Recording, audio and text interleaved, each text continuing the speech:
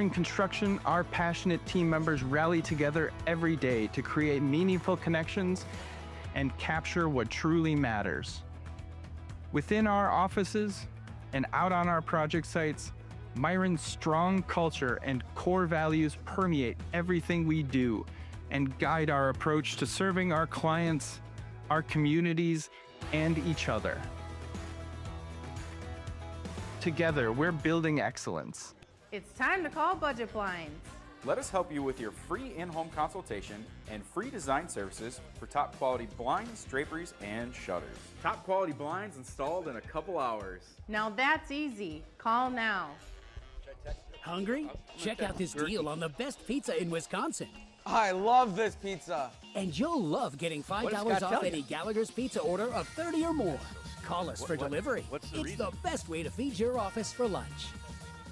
When you show a little empathy, you share a little too, until a little becomes a lot.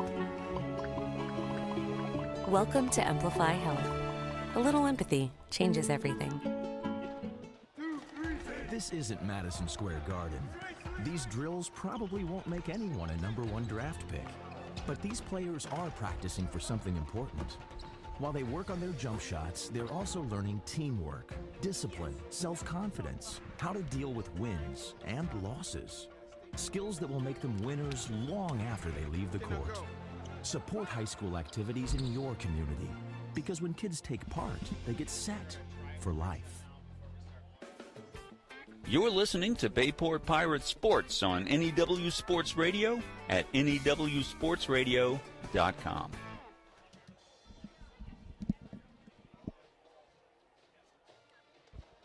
Continue the pregame show from West De Pere High School.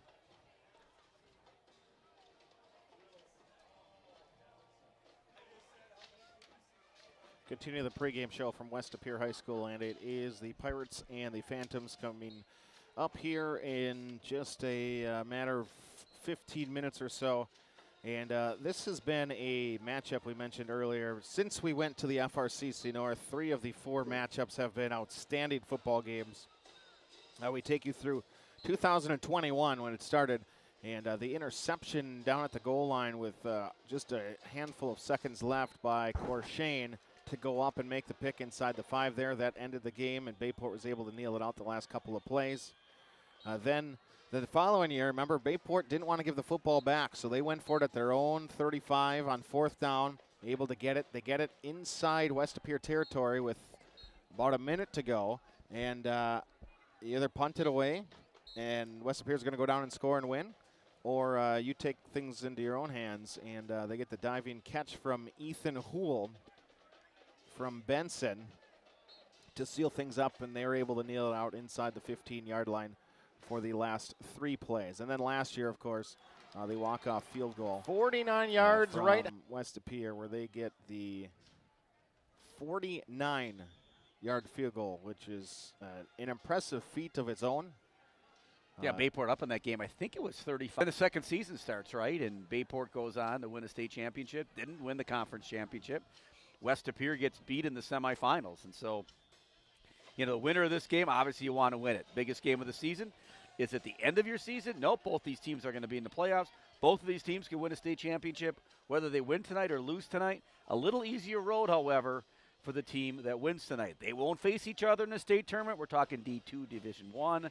And so tonight will be the last time they play, obviously, this year. We'd love to see both of these teams on a Friday night at Camp Randall. I think it's going to be a Friday night. Mike's getting ready for the hill run.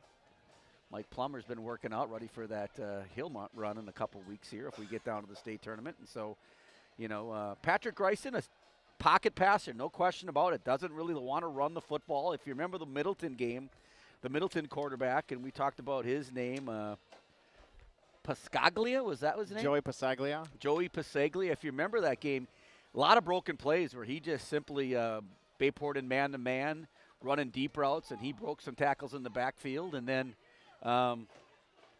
made some things happen. And so he did a lot with his legs. You're not going to see that for Patrick Greisen tonight, I don't think. You're going to see him drop back. Bayport's going to pick their times to blitz him and put some pressure on him. You're going to see a lot of man-to-man defense, I think, too, by the Pirates. You've got people like Brady Moon, Mikey Jones, I mean, I can't say enough about Mikey Jones. He's an athlete. He's a gamer. He's playing with a torn labrum in his shoulder. Talked to him tonight before the game. He's ready to play. He's an outstanding athlete and is critical on this football team. Then you bring a Jackson Otradovic in, a Flick in, who had a pick six last week. And so I think you're going to see a lot of man-to-man coverage for the Pirates tonight, and I think you're going to see them try to put some pressure on Patrick Greiston tonight and make some things happen. And on offense, I think it's ground and pounded. And Brady Moon for sure, but watch out for Matt Stevens tonight. I think Matt could have a big game on the ground tonight. You haven't really unleashed him yet, Chris, really in the game, and I think they'll be keying on Moon. I'm guessing West Superior will pack the box and go man-to-man and try to make Matt throw the football, and Matt can throw the football. So it should be just an outstanding game here from West Superior. This place is going to be jam-packed, and it should be a lot of fun. We'll step aside and take our final break of the pregame as we continue here from West Superior High School. Look elsewhere around the FRCC and everything else that is going on. You're listening to Bayport Pirate Football. Luxury vinyl floors are waterproof, kid-proof, and pet-proof, so they can stand up to real-life conditions. You'll find the largest selection at Mako's. Do it yourself or trust our guaranteed installation. Mako's, your premier flooring center. Now that's value. It's time to zip over to Zesty's for a fresh homemade meal. Zesty burgers are fresh, never frozen, 100% beef, grilled to perfection. Zesty's also serving Wisconsin cheese curds, homemade chicken booyah, and featuring the Chicago-style hot dog. Stay for dessert and try some fresh-made frozen custard and cones. Sundays, shakes, or scrambles. Zesty's Frozen Custard and Grill, locally owned and operated for more than 35 years with locations open in Alloway and Howard. Visit Facebook for flavor of the day. Thanks, Mom! A little empathy means that no matter how you feel, you never feel alone. Welcome to Amplify Health. A little empathy changes everything. Townline Pub and Grill. Looking for a place to grab some food? Stop at Townline. Taste the mouth-watering burgers, gourmet pizza, and endless appetizers, offering a casual atmosphere and a lively feel. Why not stop in on the way to the game? Grab a bite to eat after the game, too. A night out, a group gathering after a sporting event, or even a birthday. We want to thank you for your patronage. Townline, where the people come for the food and stay for the fun. At Nicolet Bank, a great rate isn't new or trendy. Our Real Rewards checking has offered 3.00% annual percentage yield since 2011, earning customers over $20 million in interest. Join your friends and neighbors in experiencing Real Rewards checking and get excited to earn 3% more. See terms and apply at nicoletbank.com. Nicolet Bank. Real people, real conversations. Hey, let's be honest. You know how it is. If you're a sports fan, there is no such thing as too much sports information. Well, that's just one of the reasons to follow Voice of BP on Twitter. We're talking live tweeting every Bayport broadcast. Don't stop there. Like us on Facebook, because when it comes to Pirate sports, the more ways to get it, the better.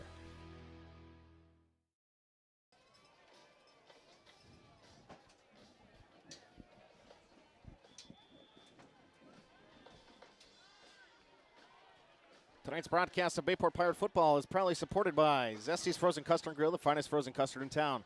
By Amplify Health, by Bell and Titletown Sports Medicine Orthopedics. Townline Pub and Grill. Budget Blinds of Howard and Crivets. Myron Construction, Building Excellence. Northeast Wisconsin Technical College. By Mako's Floor Covering Center. Greg Young Automotive of Abrams. Gallagher's Pizza. AD Images. Kim's Ace Hardware. The Clubhouse Indoor Golf. Parker John's Barbecue and Pizza. Bayport Booster Club. Nicolet National Bank. The Ashley Kastner Real Estate Team at Keller Williams. And by members of the NEW Sports Radio Broadcasters Club.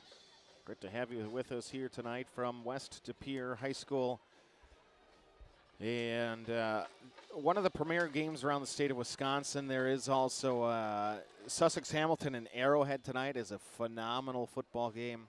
And then is it Slinger has got a big game tonight as well that they're playing. So this is one of the three best games for sure in the state of Wisconsin.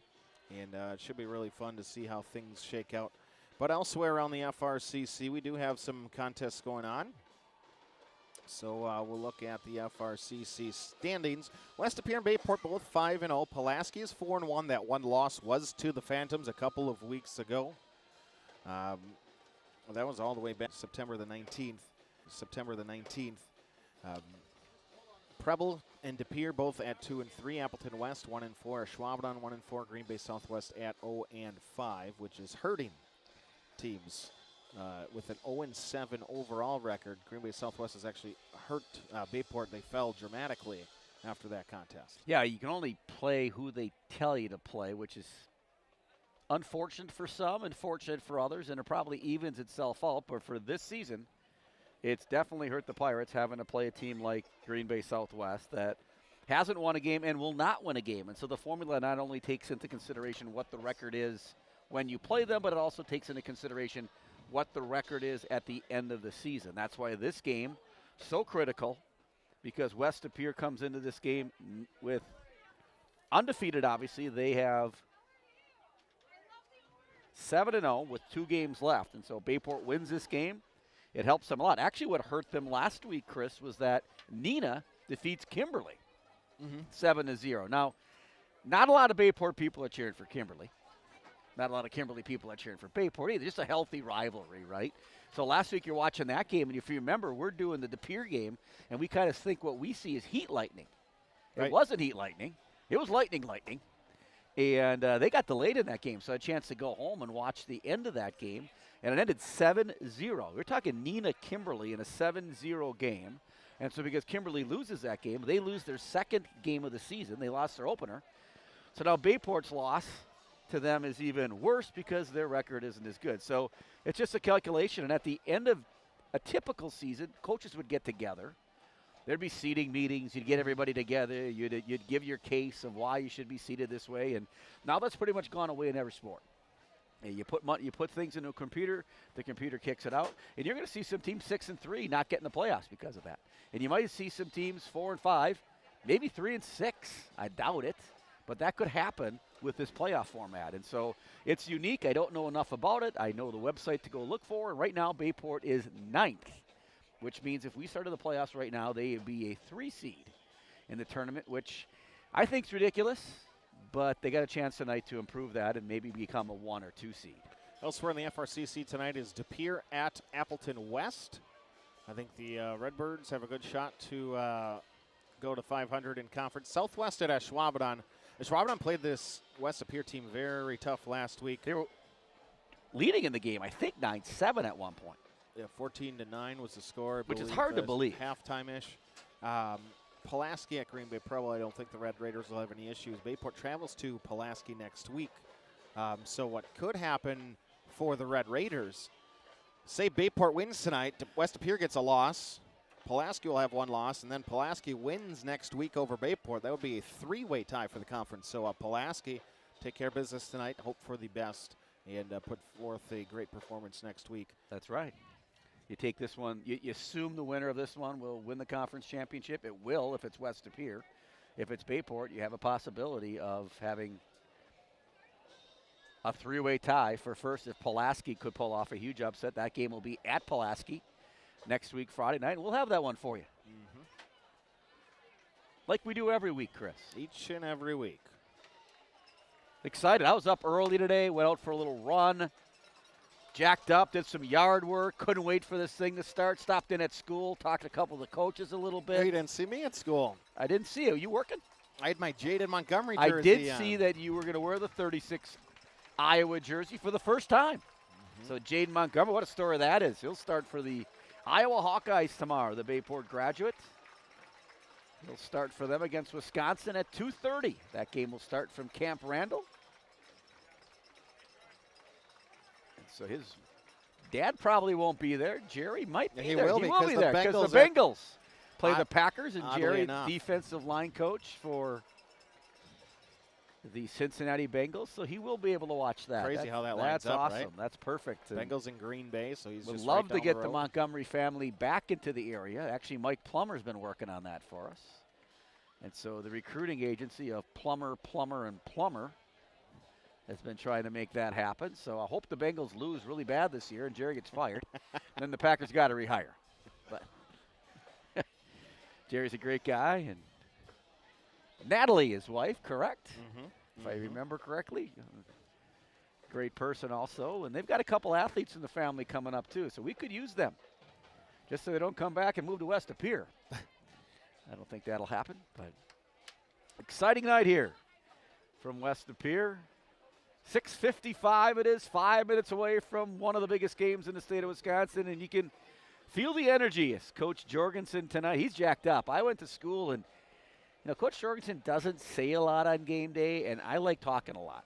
So it's a unique relationship. I've heard that about you. Because I keep talking, and he just nods his head a lot like, yeah, everything's good. Everything's okay. Everything's good. So he's going to give a little motivational speech out there and get the Pirates ready to, compete like they will. He's confident in his group. They're ready. They're well coached. West appears really good. They'll be ready. They're really well coached. Looking forward to a great night here. Coach Maney out there on the 33-yard line taking care of business for the student section. Looks like it's pink out tonight on both sections. Cancer night. Crowd is filing in here. We've got a packed house. The visiting bleachers are crowded. Some familiar faces on the West Appear side too. David Provost will be playing right tackle, we think, for West Appear tonight. David went to Bayport last year. Great kid. He moved, so wish him the best of luck tonight in the football game. As the colors are presented here to midfield, and you'll have our playing of our national anthem.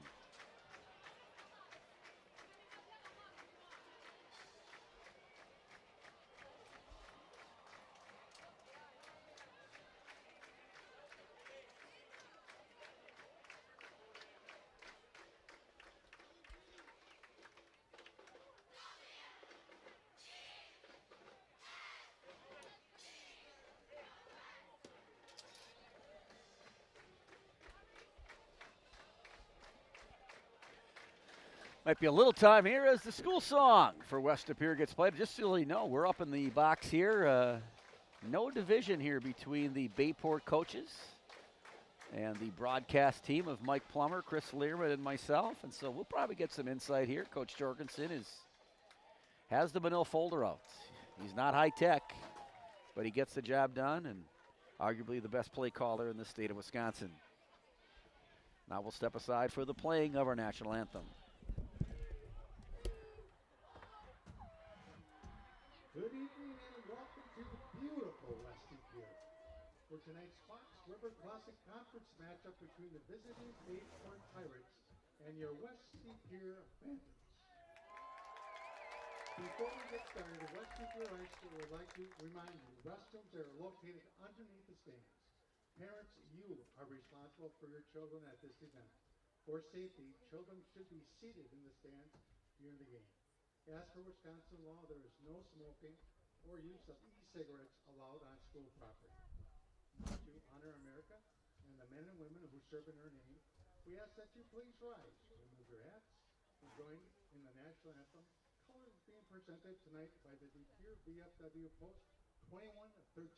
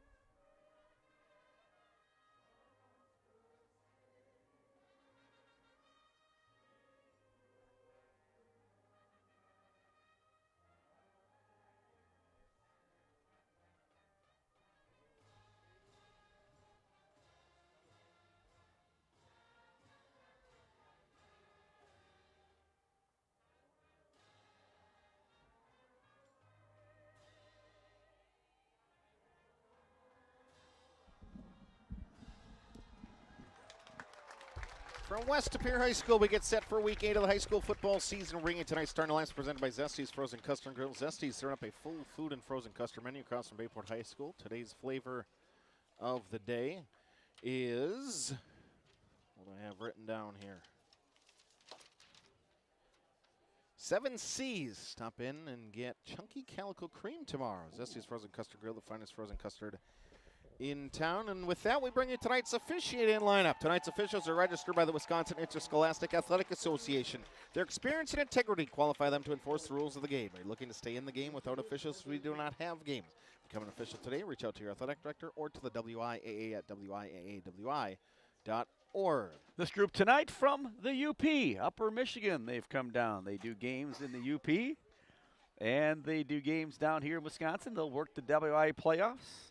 It includes umpire Scott Corney from Vulcan, Michigan. He's been working 9 years. The umpire located right behind the defensive line. Then you got the referee. He's got the guy with the white cap, John Hoberg, 13 years from Iron Mountain. Your side judge, he'll be on the West Pere side, away from the chains. That'll be Nick Gayon, 26 years from Kingsford, Michigan. Your back judge, way behind the defense in the back, Gary Lofholm, 8 years Iron Mountain. And your head linesman, who will be in charge of the sticks and the chains, Don Lofholm, 38 years of service. Everybody, we thank you, the officials, for their service. If it wasn't for the officials, we wouldn't have a game. And tonight, the Pirates will kick off. Chris will assume they've elected to defer. They defer. West Pere says, we'll take the ball, and Bayport says, well, then we're going to kick it downwind to you. And we never see the flip. In 11 years, we've never seen the captain's flip. We intentionally don't watch it now. This is 12 years. 12 years. Boy, time flies, doesn't it? As always, feel free to tweet the booth at Voice of BP or at Mike Frieder 30. We'd love to hear from you. Send us a note, text us, get in touch with us. As the evening moves along, football fan across the state for one of the premier matchups in Wisconsin here in week 8. This is what we got for a camera view. Coach Miraz listed it in. What a job she's done in volleyball. Bringing some excitement Holy in soccer. Cow. It's you talk about excitement. She brings it. Very popular this week in her broadcast. Bayport will tee it up with Beckett Corton, and the return men for West Pere include Mason Warner, the safety, and Judea Knisker. As they wait at the 6-yard line each, and Corton will send one into the end zone on the fly for another touchback to add to his season total that sits now at 7. And it will be the West Pere Phantoms to come out with 12 minutes even here in the opening quarter. Welcome to West Pere. Josh Westerman runs out there and gets the tee. I was talking to Coach T tonight. You look over on the board here, 2 state championships in 2010 and 2011. Coach Bill Turnquist, the coach at that time. Now he's on the Pirate sideline. We're talking about the kickoff, how important it was. 1st and 10, West Pere at the 20. Pirates are going to come with 2 down linemen as Lutz is the tailback to his right. And shift the formation for West Pere. They'll put Knisker in the slot, and Lutz up the middle, trying right guard. He'll get up to about the 22, pushing the pile to the 23. And 3 yards on the first carry. Ryan Lutz, 5'4", 170 pounds, outstanding running back. 2nd in the conference in rushing to Bayport's tailback Brady Moon in terms of yardage. Tied, these 2 guys are in rushing touchdowns. Gother at linebacker, but lined up right on the line of scrimmage right now. Pirates, man-to-man, Brady Moon out here. Moon in the slot over Knisker, who is the top receiver for West Pere. They're going to shift him, slot again to the far side. Pistol formation, and they'll hand it to Lutz in the middle. Gets up to the 24, and that is it. Bayport inviting the run here in the early going. You remember, a year ago, Mike, it was Bayport 2 down linemen the entire game. And West Pere tries to get the running game going to bring up 3rd and 6.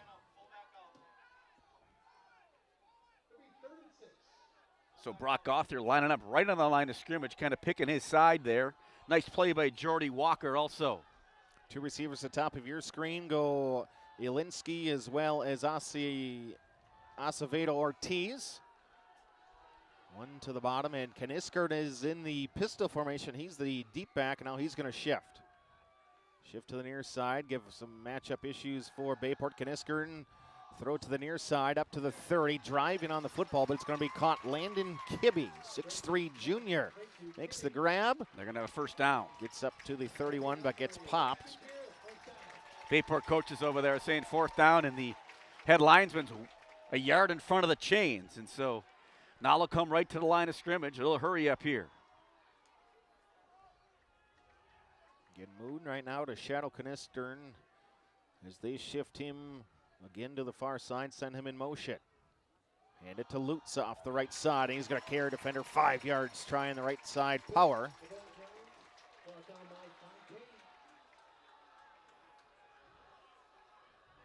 Gain of 5.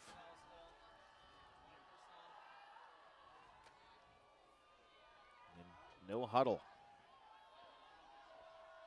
3 wide again for the Phantoms. And Lutz trying the left side, a little pull up across the 40, 45. Ryan Lutz into Bayport territory off the left seam. Inside the 45, down to about the 43-yard line. A nice carry for Ryan. 13 yards and enough to move the sticks. The Weber family watching from their deck in the back. Mike O'Reilly listening in. West Lapeer wants to run the football, and they've been successful so far. Try Lutz again on the ground, inside, and he stutters till he gets inside the 35, pushing, and then a lineman helps him down to the 30. Big push, big run, another 13. Football's out.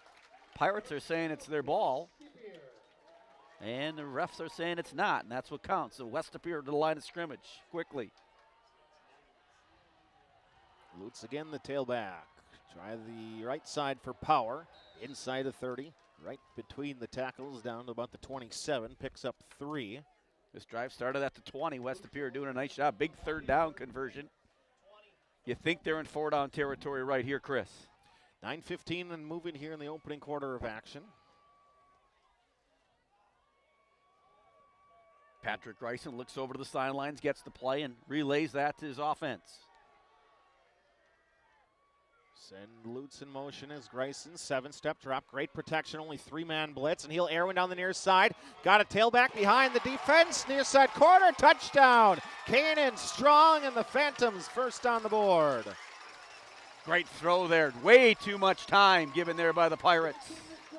And much like the Lapeer game, West Lapeer comes down and strikes first to make it 6-0.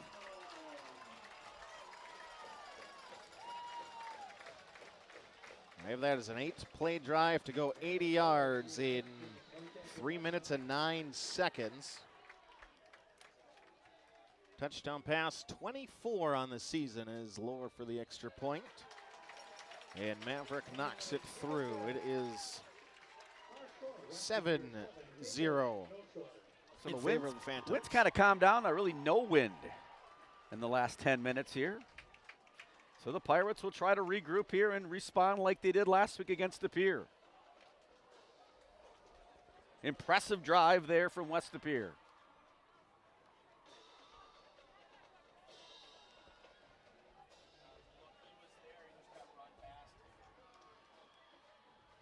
This is what we got tonight.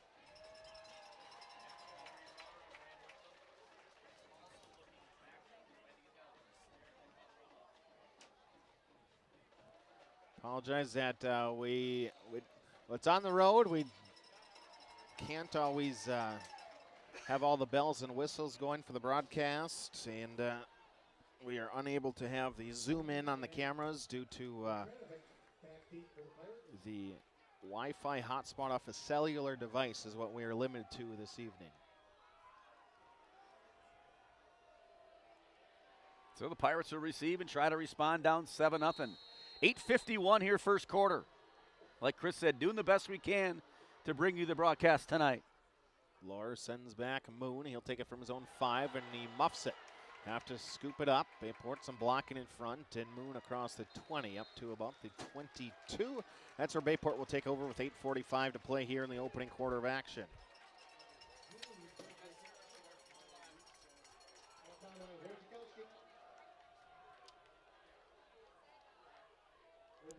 So the Pirates come on for their first offensive series. Like Chris said, doing our best to bring you the broadcast tonight. We do not have internet connection going off of a hotspot.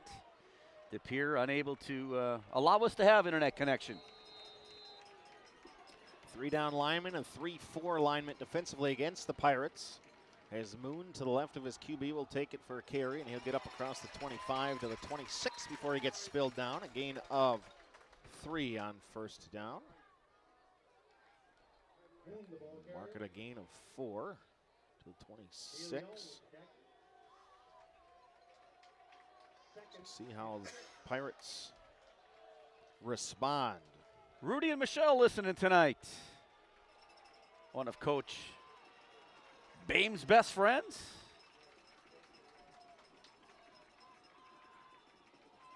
Send a man in motion. They're going to give it to Moon. He'll get up to the 30 on the near side.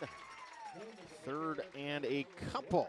Brady almost busted that one. Ankle tackle there. 3rd down now and short for the Pirates. Big 3rd down play here, Chris.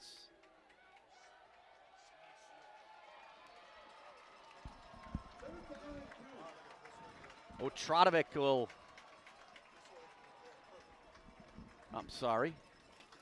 Sortorelli will come into the game. He'll go out wide to the top of your screen. Pirates in white, visiting white tops, white pants. Look for Matt Stevens to keep it here. Columbia blue numbers. I know it looks like we're about 2 miles away.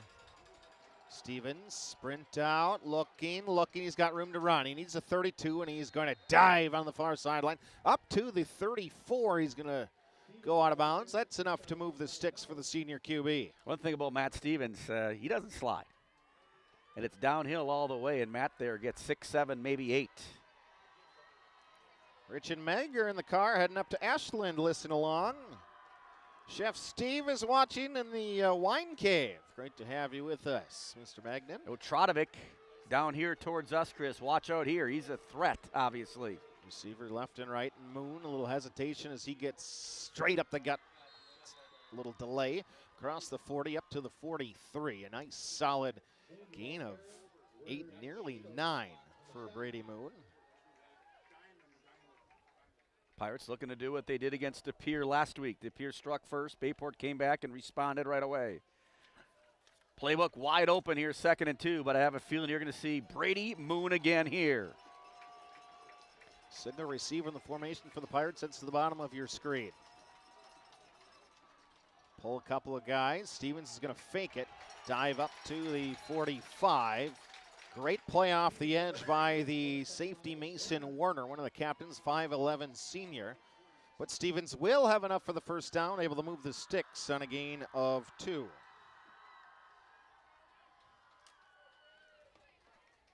Mark it 3 on the first touch.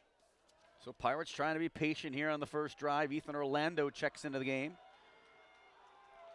He split wide out with Otradovic. Stevens in the shotgun. Play action from Moon. Great protection. Looking. And Matt's going to have his legs cut out from him as he gets to the West De Pere sideline. Upended at the midfield stripe. Does enough to pick up 5 on the first down carry. Matt, smart play there. Nothing wide open, so he says, I'll take it myself. Give me 5.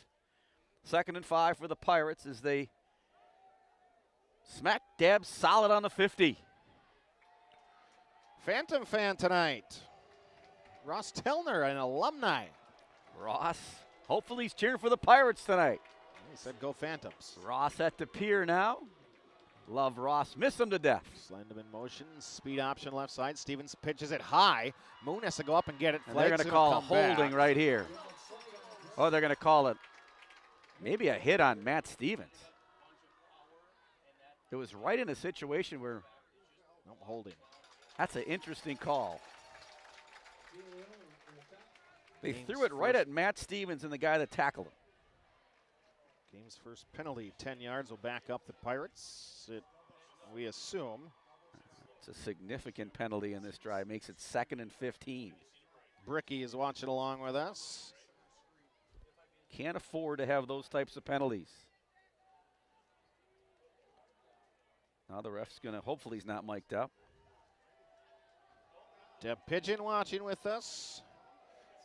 Kathy Binnen watching from Myrtle Beach, South Carolina. Gus says, go Pirates. I'm going to be at Myrtle Beach in 2 weeks playing some golf. I think they're there for 10 more days. Well, they'll be leaving when I show up. Well, so get the place clean, Kathy. Heard you're coming.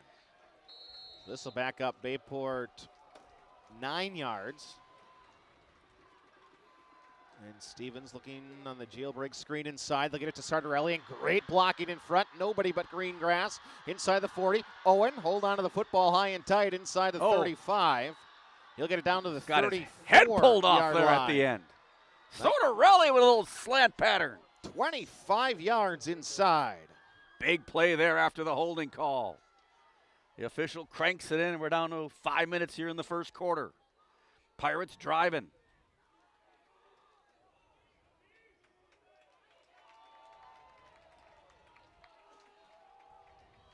West De Pere goes 80 yards in 3:09 to open the ball game. Bayport their first chance to respond.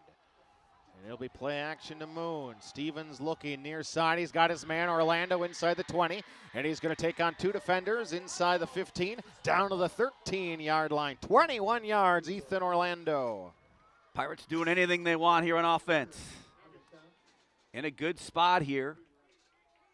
First and 10 at the 13. They'll be able to get a first down inside the 3. Luke Sexton into the game, the tight end. Sartorelli back into the game. Pirates looking to answer. Bayport out of the huddle. There's a first down they could achieve at the 3. But it is first down to set up the new set of downs. 4:20 clock rolling here in the opening quarter of action. Moon 2 yards behind his QB, and he will get the handoff. Trying to break a tackle. He's going to carry a guy, but holding him from the get-go. Griffin Karchinski, defensive lineman, able to get Moon before he even gets back to the line of scrimmage. Watch Matt Stevens to keep it here. I think they're keying on Brady Moon. It's one of those times when Matt keeps the football here and makes something happen. Tyler Bix, T. Bix watching with us. T, hope you're doing well, buddy. 2nd and 10, Bayport offense, and a quarterback power up the middle. Stevens is going to run into some heavy artillery in front of him. Gains just a couple, and it's going to be the big third down, 3rd and 8. So West De Pere has bent, but are they able to hold here on 3rd down? And what I understand the magnitude of the game, and you don't want to kick a field goal after a touchdown. You're not kicking a field goal here. No, it's 3rd down. They're going to go for it. You'd have to kick it on 4th down, Chris. Well, you can kick it whenever you want. You can kick it whenever you want. Got Brady Moon Swing wide Moon open. inside Moon the 5. touchdown. No flags. Pirates respond. Bayport gets on the board. Over the West of here crowd. A little swing pass for 11 yards. Touchdown Bayport. Well done by the Bayport Pirates. Come out again, get smashed in the face, and they say, we're right back at you. Just under 3 minutes here, first quarter. Beckett Corton looking to tie it up. Ethan Orlando will hold. LeClaire will snap. Every point big here, Chris. 5 minutes and 46 seconds to go. Snap 78 back, yards. good. Corton kick. And we are tied at 7. Now what adjustments will the Pirates make? I think you got to bring pressure. No question. It's a high school football game, Chris. It's not a pro game, not a college game. You got to Patrick Reison's a great quarterback, but you have to bring pressure. If you're going to play man, you got to blitz some people. And Garrett Nelson knows that. Talked about that in the Middleton game. That was their strategy going in. They got burnt a couple times by it, but I think right now Patrick Reison, pocket quarterback, you definitely got to get some pressure on him. 78 yards on 11-play drive for the Pirates as they respond. 7-7 and West De Pere with 2:59 left in the first quarter. To receive, I assume Corton again.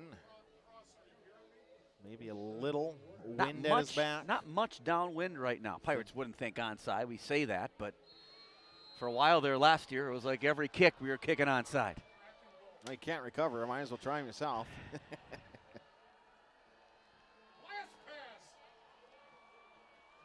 Coach Jorgensen encouraging his defense and calling offensive plays even though we're on defense. Beckon's going to give that one a deep ride, and that's going to get into the end zone. That could have been returned. Josh Westerman out there again, number 13, doing a great job with the tee. Text the booth, tweet the booth. Doing what we can to bring you some semblance of the game. Yes, Coach Turnquist is still coaching. Brewery on Hillcrest Heights. Home Brew Fest at Anope Brewing tomorrow, 1 till 4, Paul Chambers says.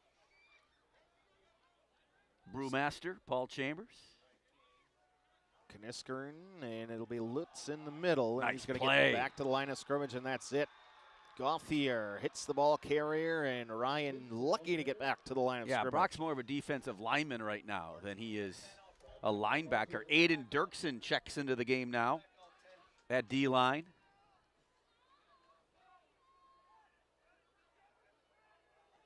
Al Smith watching with us. He's in there with Evan Hook.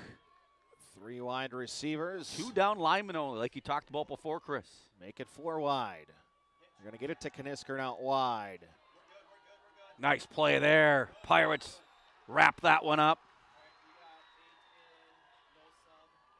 Up to the 26-yard line, gain of 6. You can see that West Appear is going to keep isolating. So Bayport is shadowing with Moon at all times, but as soon as Kniskern lines up in the backfield, Moon is just going wide, and so Kniskern is then motioning out of the backfield and getting a matchup on a linebacker or safety. Rex Helms on him right here, down low. Man-to-man coverage. Safeties all within 5 yards of the. Now 10 yards. Tight end left, running back to the right of Greisen. It's a third They're down going to bring play. a blitz. They're going to swing it far side to He Lutz. dropped it. And Get the ball. Incomplete Get the ball. pass. Pick it up. And a 3 and out for the West Appear offense, and they're going to bring out the punting unit or not with 1:35 left in the opening quarter. There's no way you're going for it. No way you're going. Yeah, there's no way you're going for it. So that time, Pirates did bring some pressure. Greisen had to get that one off. Wide open in space there. Not sure if he would have got the first down. Guess what, Chris? We'll never know. Open for a big weekend. Sue and Stephen Myers watching from home. Open for the Pirates, Badgers, Brewers, Packers. Pirates run a play around. You don't want to jump here. And I just said it. You ran a player on late. I'm not sure what they're going to call. They're going to call offsides. The Pirates didn't have a player on the field. The player ran. That's like a turnover. Yep. The player ran onto the field late, wasn't looking, and ran into the neutral zone.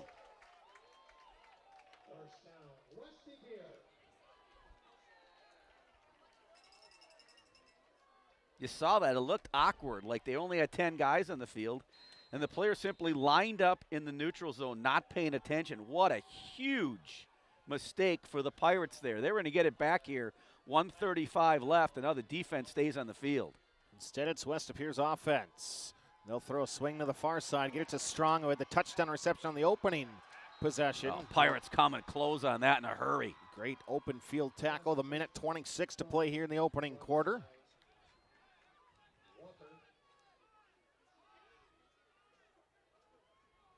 Joel and Shannon Piontek watching along. Shannon had some of the banana bars I made for today. Ooh, where are those, Chris? They the last ones were gone to Denise Abfall. Lutz, the right side. They're going to have a flag's holding gonna call. fly. So that's going to be a 10-yard holding call. So now it's 1-1 on holding calls. Banana bars you had? Nancy Reynolds recipe. Oh, my goodness gracious. Fantastic. We got beef jerky, though, tonight. Tonight, the flavor of the beef jerky, Mr. Plummer, is? Bourbon. Might not have too many of those. You're not driving. Plum brought you. Very good tonight. So it's beef jerky. It was cereal one week. We had the fundraiser of the 40-yard dash between Coach Jorgen. Coach T agreed today he would win. Did he? Yeah, he said, I think I can take him. He goes, Jorgensen, Westerman, myself, I got him. I talked to Westy I got on him. Monday. Westy says Coach T would win. Westy told me, yeah, T doesn't run anymore. Oh. 2nd and 17, thanks to the 10-yard holding penalty. Great Gauthier. protection, and Greison's going to arrow it out to the near side. Catch up to the 34-yard line. That's a very long throw, and it's Kibbe, his second grab of the night. Nice play by Rex Helms there as he stops him to no gain after the catch, and now we've got 3rd and 6. They go right to the line of scrimmage. Pirates trying to get a stop after that defensive special teams snafu 3 plays ago. 3rd and 7. Bayport press coverage across the board, and they're going to motion out strong to the near side. Greisen looking, pocket collapsing. Nobody around, and the Pirates get a big stop. So after a defensive blunder, I'll call it, the Pirates get a stop, and essentially it's a 6-play drive. Defense patting the young man who made that mistake on the helmet. That person will go unknown at this point. Only comment on the good things. There goes Aiden Dirksen, the big man, off the field. He played that whole series. He'll come right back in and play offense. Brady Moon goes deep. Last play of the first quarter, 7-7 if you just joined us. Greisen, the punter, is the quarterback. Patrick with a high snap brings it down. It'll go up the right sideline. Take a hop towards the Bayport the Pirates, side. you'll love that. West Pier is going to end the first quarter. 12 minutes in the book, 7-7 will be Bayport football when we return. You listen to Bayport Pirate football. Luxury vinyl floors are... Townline Pub and Grill. Looking for a place to grab some food? Stop at Townline. Taste the mouth-watering burgers, gourmet pizza, and endless appetizers, offering a casual atmosphere and a lively feel. Why not stop in on the way to the game? Grab a bite to eat after the game, too. A night out, a group gathering after a sporting event, or even a birthday. We want to thank you for your patronage. Townline, where the people come for the food and stay for the fun. Welcome to Kim's Ace Hardware, your go-to for fall prep and winter gear. From leaf cleanup to first snowfall, we've got the tools, snow blowers, and ice melt to keep things moving. Need equipment for the big jobs? Stop by Howard or Wrightstown for rental tools that make it easy. Our friendly team is ready to help you prep for whatever fall throws your way. Find us in Howard, Wrightstown, and Ashwaubenon. Kim's Ace Hardware, your neighborhood hardware store. See you soon.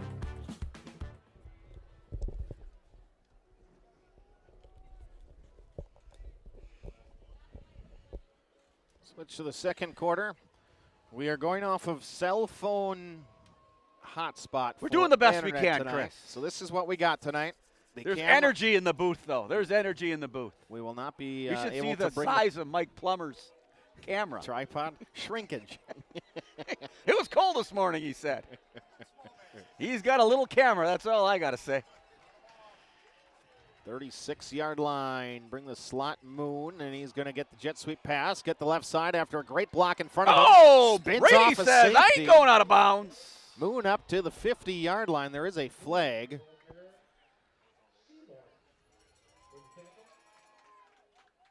So initially it'll be a gain of 14, but the Bayport offense is backing up. Boy, they like the flags in the UP. That's the third penalty, the second holding penalty. So that don't hold. Don't hold. That'll make it 1st and 16. Brady Moon with a big run there.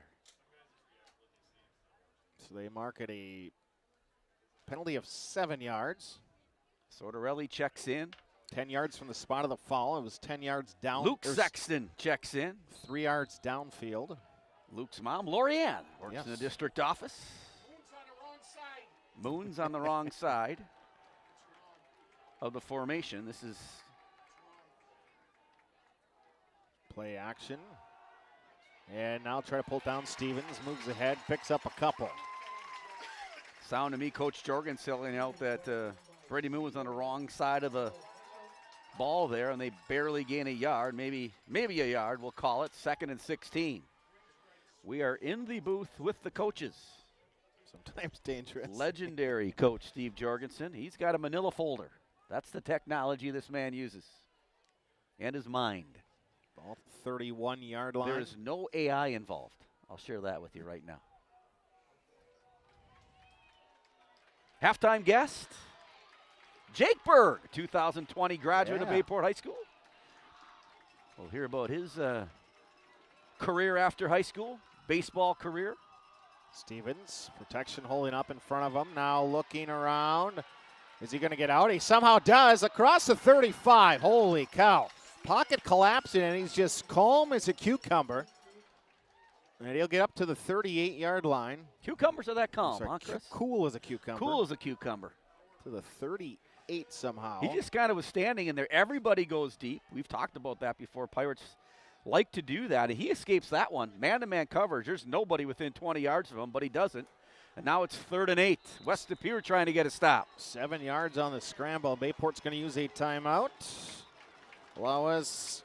Hey, Bayport fans, you know what makes a great realtor? Someone who's actually in the community. Ashley Kastner at Keller Williams isn't just selling homes in Green Bay. She's living here. Born and raised right here, 3rd-generation realtor, Bayport parent, proud supporter of your Bayport Pirates. Whether you're buying your first home, selling, or looking for your perfect property in the Bayport district, Ashley's team has the local expertise you need. Because when you work with someone who bleeds green and gold, you're working with family. Reach out to Ashley and her team for all the real estate needs. Go Pirates. Quarter number 2 from Bayport, or from West De Pere High School. Bayport 7-7 after forcing a punt last possession. Mike Jewett listening in. He's very disappointed about missing out on the banana bars. So am I. Usually, matter of fact, you dropped off donuts to my garage last weekend. That was very nice of you, Chris.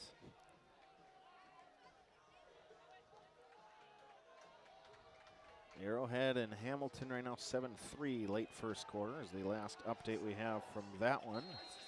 Out of the timeout.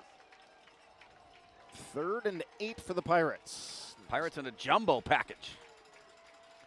Stevens play action looking far side and in and out of the hands. Through the hands of Casey Jacobson. They had his man for enough to get the first down, but Casey unable to hold on to it. Bayport responds with their own 3-and-out. Matuszewski family listening in. Trent Noisity is 3 feet from his television.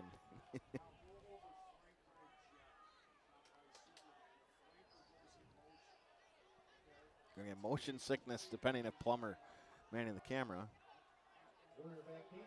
Aiden's favorite movie, Curious George, is on. Is that a movie or just a show? Can't decide what to watch. Well, I'd watch football, Aiden, but that's just me. Another quarterback that's also the punter. Werner's going to run up on the hop and get up to the 28-yard line and accept. That's the fate of the West De Pere offense with 10:16 to play in quarter number 2. So West De Pere with a chance to take the lead. They can't. Pirates with a chance. They get called on a huge penalty when Brady Moon had a big play. They can't take advantage of it. A drop pass on that drive, and now West De Pere's chance. 7-7 as we approach 10 minutes here, second quarter. Man-to-man defense by the Pirates on the receivers. Kniskern is going to go to the slot top of your screen as West De Pere. Black uniforms, orange numbers. Ryan Lutz trying to carry the Pirates forward. Bayport trying to rip the ball away from Ryan, who's a... They got the ball. Bayport thinks they might have it. Hey, official, the umpire is struggling, seeing where the ball is. Kind of spun around there in that one. 12-yard carry. They'll go right to the line of scrimmage. Play action with Lutz. Air it down the near sideline. Kibbe, and it's going to be over his head, incomplete. Nice defense there by Rex Helms. Man-to-man, person-to-person. 2nd and 10. West De Pere will no huddle. I wouldn't call it hurry up, though. They come to the line of scrimmage to call the play. Muddle huddle? The muddle huddle. I like that. Pizdalasics are watching from Hawaii, says Aloha Pirates. Gage Thompson from Bayview says go BP. Kelly Miro with us. West De Pere on 2nd and 10. Kniskern in the slot. Trying to get pressure on Grayson. And he's going to run a post pattern. And he missed him. And Kniskern had a wide open touchdown if they connect. That motion to him out of the they're back. running corner route, run post route, and he's wide open for a touchdown, and they missed him. The start. Now 3rd and 10. Kniskern in the backfield is giving Bayport fits right now. Yeah, they put him in the backfield, and then it causes Moon not to be able to guard him. Now Brady's, no, it's going to be Rex Helms on him. No, Moon's going to go right up in his face and try to press him at the the where line. are we on the top side? What number is he? 8. 8, I got you. Klum off the near side, and Jace Klum almost got there. Throw far side. Acevedo. Ortiz with a grab inside the Bayport 40.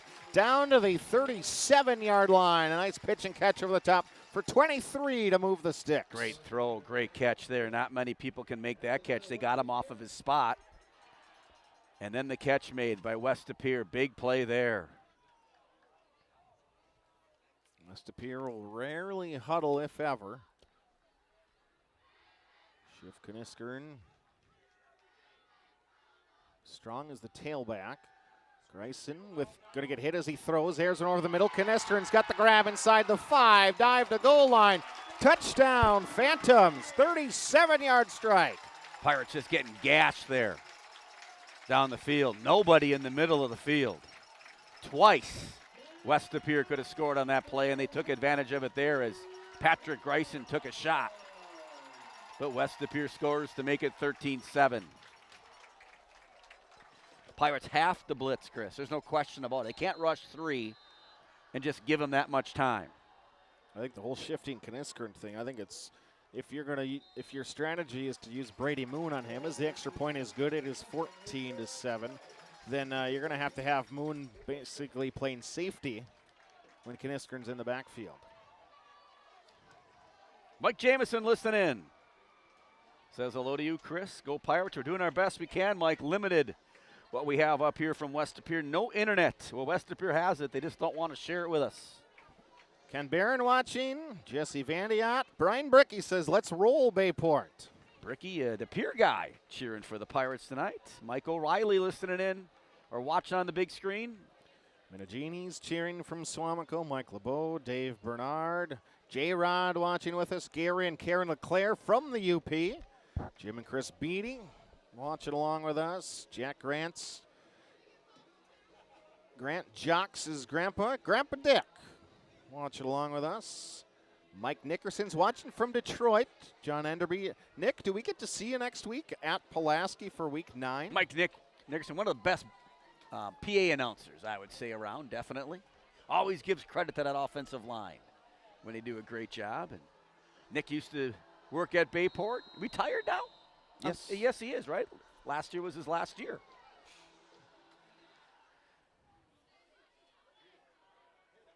Moon on the kick return and angling right across the 20-25 outside the numbers, and he'll dive up towards the 30. Bayport's going to come out with 9:02 to play before halftime. 9 minutes and 2 seconds. Penalties have hurt both teams, really, in regards to the drives that were stopped. Bayport with 2 holding penalties tonight. Westapere 1. In both cases, it ended a drive. Pirates will try to respond down 14-7. 9:02 left here, second quarter. Beckham and family watching along from the Truskowski household.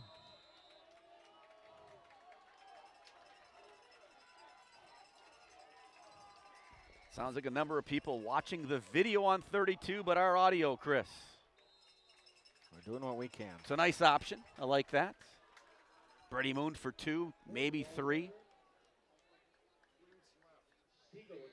Pick up about 3 yards for Moon on what I have for his 5th carry Yeah, of the Brady day. hasn't touched it as many times as I thought he would at this point. No, Matt actually has more carries tonight. Pirates taking their time here in the huddle. Looking for that back judge to begin the count. He hasn't done so yet. Look for a pass here, I think, from Stevens. Matt looking.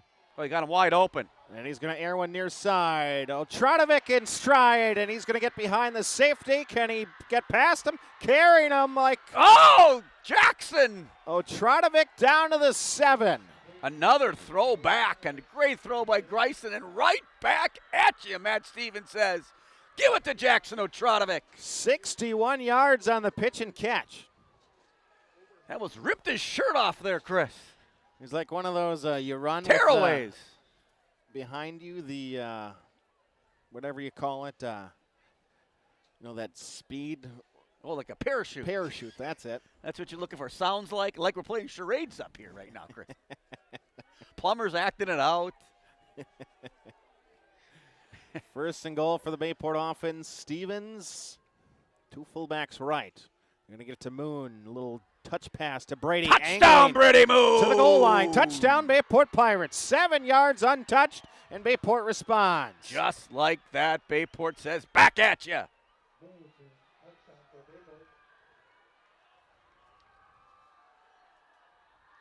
Jackson Otradovic, a weapon. Brady Moon, a weapon. Matt Stevens, a weapon. The offensive line doing their job tonight.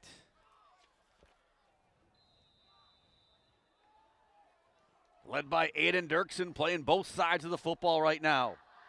LeClaire, the center. Snap, hold, kick. Corton, it's good, and it's 14-14.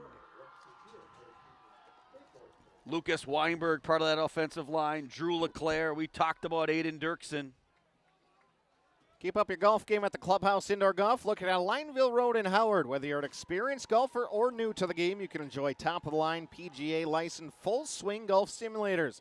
The Clubhouse Indoor Golf also offers 25 multi-sport games for the whole family, like virtual football, baseball, soccer, even zombie dodgeball. Full bar, pizza, chicken wings, and appetizers. Come check out the Clubhouse Indoor Golf today. Fall and winter leagues are now available for sign-up. Let's not forget Henry Atkinson and the sophomore, Jace Fontaine up front, doing the job for the Pirates as they respond again. What a football game. The Knolls on the way to Cincinnati. To watch a little dance competition, I'm guessing. Kennedy Knoll from Cincinnati. John and Jean. Tammy Calhoun with us, as always.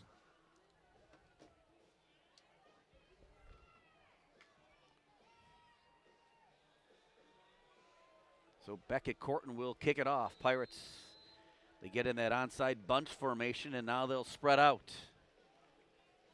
Assuming they'll go deep here. Oh yeah, I didn't put the extra point on the board. Tough to kick it in the end zone here if you're Beckett Corton, but no wind right now.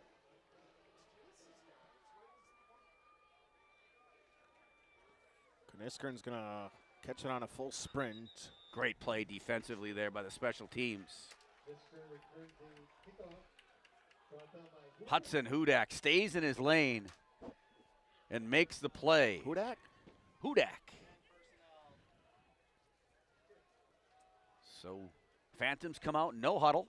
The muddle huddle, as you call it, Chris, right to the line of scrimmage. Pirates looking to get a stop. 3 wide receivers to start, but Kniskern is the tailback, and they have Moon matched up to start already. So it ends up being Bayport shifting all over. Mikey Jones is going to start on. Oh, he never got set on that play. But a quick swing out to the sideline, and Bayport's going to usher the receiver Kibbe out of bounds.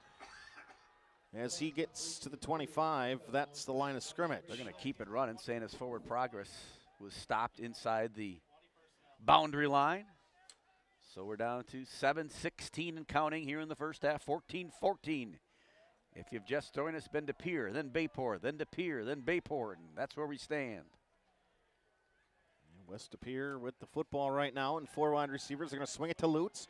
Nobody over trying there. to get out wide, and Ryan's going to. They're going to call holding here. They are going to get Kniskern with the hold. I was wondering, he would not let Bayport out on the edge, and they will get number 8 with it. Well downfield, but plays totally in space. What I mean by that is no offensive lineman around, and it's just like you're playing one-on-one. So a pretty easy call for the officials to make. They threw the flag, and it landed on about the 38-yard line. So I'm guessing it'll go back to the 28-yard line and be second down. Usually you throw the flag at the spot of the foul. They're going to head linesman's over there. The head linesman is on the side with the chains. We talked about that earlier. A little official education there for you, so they'll get it back to the 28, like I said. So they do pick up a couple yards. And it'll be 2nd and 8. Pick up 3. 10 yards spot of the foul. Holding can no longer be longer than 10 yards now. That got changed a couple of years ago. Used to be if you held in the backfield by the quarterback, it'd be like an 18-yard penalty. Yep. But if, like there, it's a downfield, 10 yards from the spot. So Bayport got called by one, Brady Moon on a big play, and now back at West De Pere. So 2 holding calls on each team, and now the referees are going to stop the clock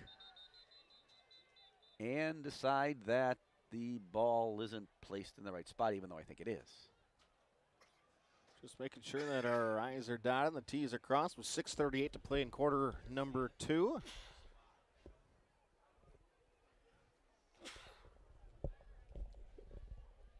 Oh, Cincinnati, fresh off the win over Iowa State last week.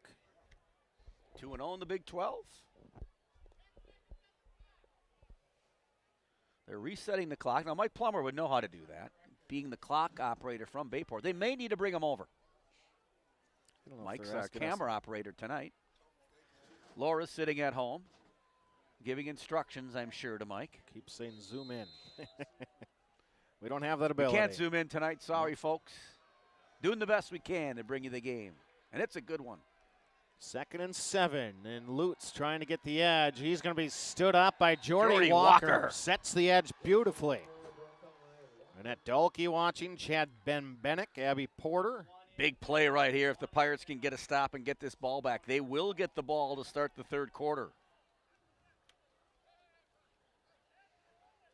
Look at that, as we're sitting here. Janelle Banton said we're good to go for next Friday at Pulaski. Ah, Janelle, how nice of her to do that. 3rd and 8, they marked it a loss of a yard. Looking deep, Greisen. Kniskern behind Moon, and they're going to call pass interference. On who is the question? Brady holding his arm the entire way.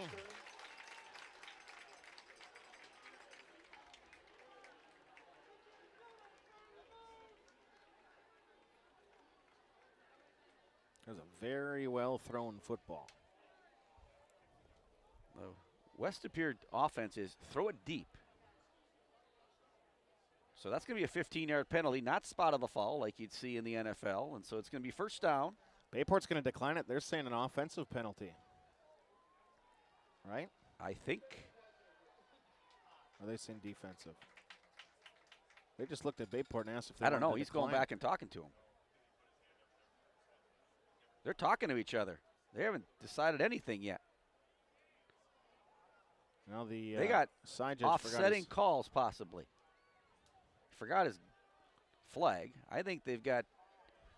This could be offsetting penalties. Can you have offensive and defensive? I'm assuming you can. I got offensive. You got defensive. We're going to play it over. It's the only logical explanation I can see why they'd be talking to each other, Chris. Any other logical explanations? Would you like beef jerky by the chance? We've got some time here.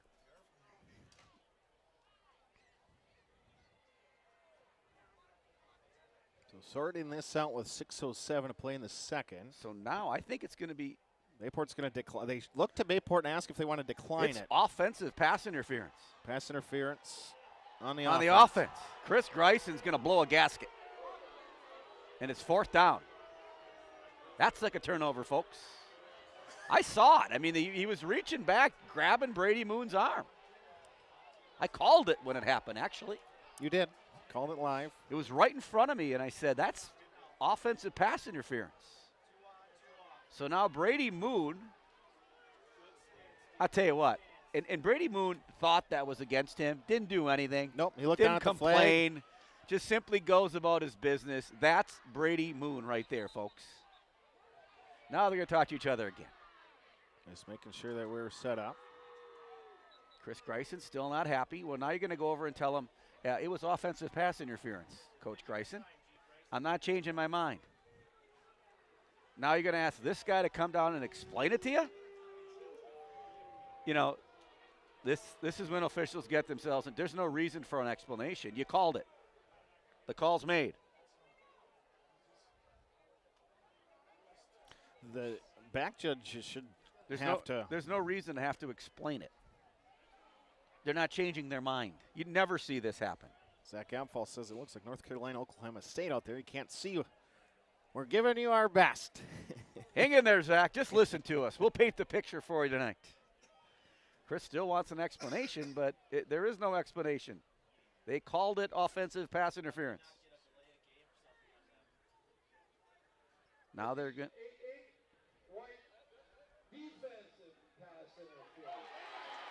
Wait a second. Wait a second. That just can't be right. Now Coach Jorgensen is going to come unglued.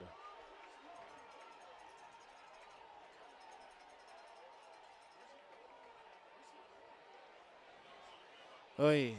I'd come unglued too.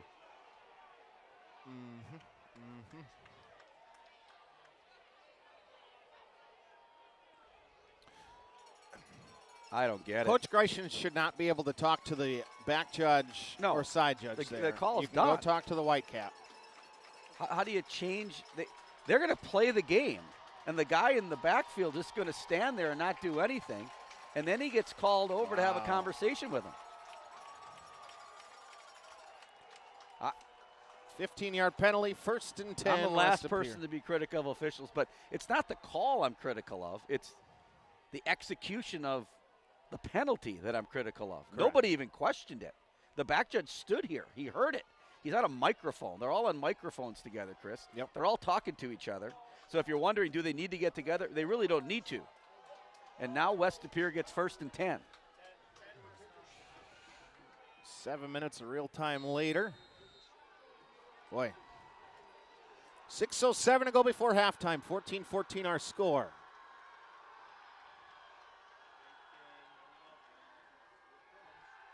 Dirksen trying to make pressure. They're going deep to Acevedo Ortiz, and he's going to have an incomplete pass. Mikey Jones on the coverage, and the back judge is going, just don't make it look like it's pass interference right now. Because that back judge is confused. See, the problem is, too, when they came together, they said it was defense number 8. Well, Fleck wasn't the one in coverage there, but. Yeah, that was interesting. Not criticizing the call by any means. The whole mythology of how we got to that point. But the execution of the penalty. 2nd and 10. Coach Jorgensen can't let it go either. Correct. He just needs to let it go, and Matt Jorgensen's pulling his brother away. Looking, Lutz near side. He hit him in the back. One chance to get to him, and they can't. It'll be Ryan Lutz near side.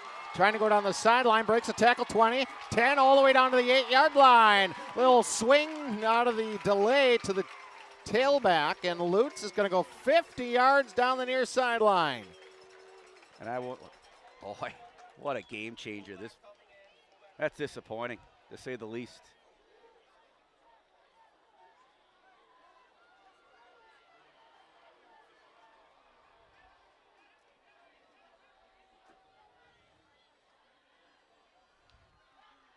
Bryson, lob, Kibbe, no. Incomplete in the near corner. So it's going to be 2nd and goal from the 9-yard line. Pirates looking to get a stop. Coach Jorgensen probably benefits that the head linesman is outside of the coaching box right now. Coaching box ends at the 25-yard line on both directions. The only time you can go out of there is if you have to go get a hold of somebody for a timeout. Grayson try to put one up again, maybe 2nd. Lutz, play action, slant inside to Kibbe. This one he catches. Touchdown, West De Pere. So West De Pere takes what looked like it was going to be a 4th down play and turns it into a touchdown.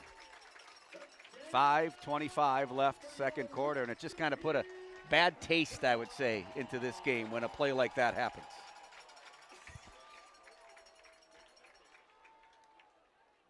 Ward to attempt the point after touchdown.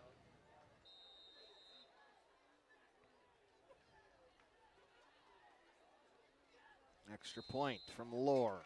It's through.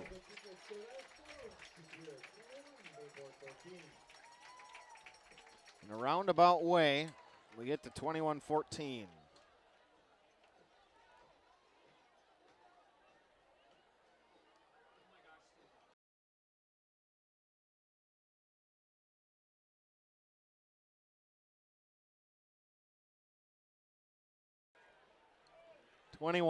Our score with 5:25 left till half. Whether you're looking to capture a moment or a milestone, AD Images there to capture those memories. Specialize in sports, seniors, families, maternity, pets, and business photography. AD-images.com, where you can find all the session options and pricing, now booking today. Thank you, Howard Swamico, for your business. So the Pirates will try to respond and overcome just simply a interesting drive, we'll call it, Chris. Thought it's going to be 4th down and 9. They're going to punt. They call offensive pass interference. The back judge, who's 50 yards away from the play, who made the call, is standing there not talking to anybody. He's just ready to get it ready for a punt. They call him over, and then they change their mind. I've never seen someone do that. I'm not sure change their mind is the right thing, because maybe they didn't. But I've never seen anything like that. Whether it's football, basketball, I don't care what it is. Everyone seemed fine with it, and they just let Chris Greisen run out there and pretty much stop the game. Moving from the 5, and he's going to angle left, 10-15. Blocker in front, trying to spin around the 20, up to the 21-yard line. Bayport will take over with 5:18 till halftime. So Pirates with 5:18 left. They'll get the kick in the second half.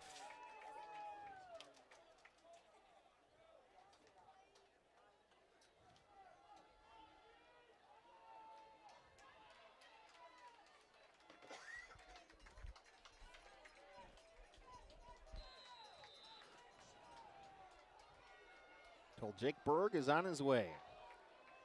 Good to hear. 2 wide for Bayport to the top of your screen, and Stevens will fake the handoff, trying to get away from a linebacker, carry a man up across the 26 to the 27, a gain of 6. Matt Stevens, big, strong kid, the senior, the leader of this team. 6'4", 210. He's going to get 6 yards. We're inside 5 minutes here, first half. Pirates trying to respond and tie it up again. It's been West De Pere up 7-0, tied at 7. West De Pere up 14-7, tied at 14. West De Pere up 21-14. Controversial? Yes. Now Bayport trying to respond. Stevens with play He can run it if he wants. And he is going to run far side, trying to scoot around a guy up to the 28, maybe the 29-yard line. Gets tripped up by Braylon Stiegel. So Pirates have kind of gotten away from the ground and pound between the tackles with Brady Moon. Brady not with many carries here in the first half. Just a handful. Not exactly what I expected, but the Pirates kind of always from behind here.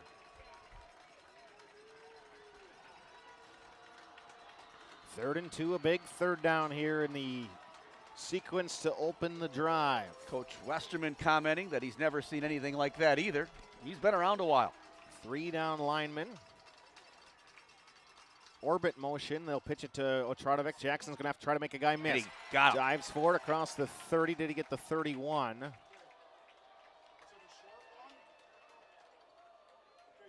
Looks like they're going to be short. I think the Pirates go for it here.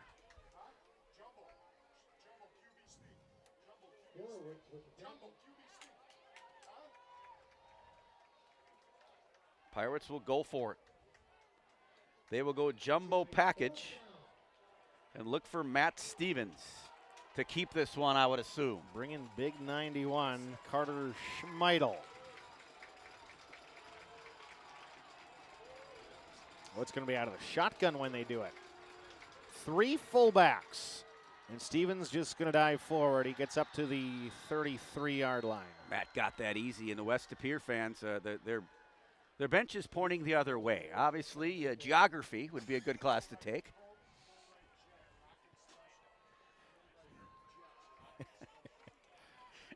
Getting a little snappy. Well, it's just how I am right now.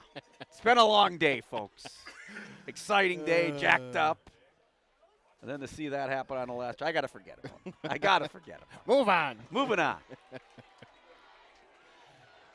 Under 3 minutes till halftime. Double pass. Oh, he got him wide open. Orlando, the former quarterback, is going to toss one near side, and the catch, broken tackle. Jacobson inside the 25. Oh, a little trickery by the Pirates. Double reverse throwback pass. No lineman down the field. At least the refs didn't call it if there were. You always fear that when a play takes that much time. 46 yards on the pass to Jacobson. So 2:21 left. Pirates with 2 timeouts left in the half. Send Moon in motion. Jet sweep pass to him. Again, they're going to try it reverse. And Why? this time Otranovic's going to lose yards. Why? Oh, he loses 6 of them. Yeah, I don't think. Yeah, probably a play you don't want to run right there. Trick play, trick play. Brady Moon keeps it. He might score. Nobody there.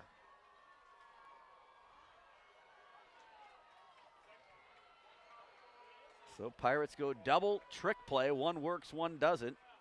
Now it's 2nd and 17. Pirates have kind of gotten away from what they're really good at. That's running the football.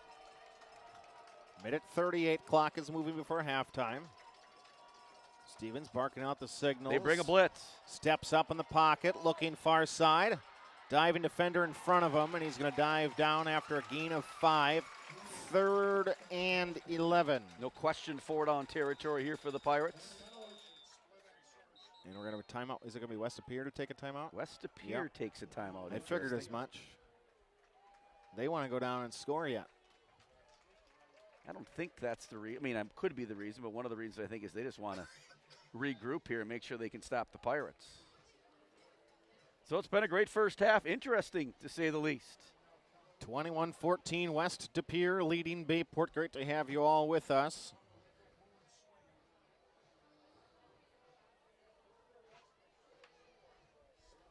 A lot of people texting me right now. A lot of officials texting me right now. Chef Six watching along. Al Smith's enjoying your geography request.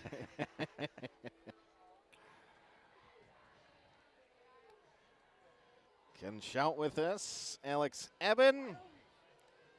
Beth and Neil Anderson watching from Naples. The Davies. Jerry and Sue Tilke watching from Roberts Lake and Wabeno. 76 grads. Denise Baker Smith. Tammy Robson Brzezinski. Minute 20.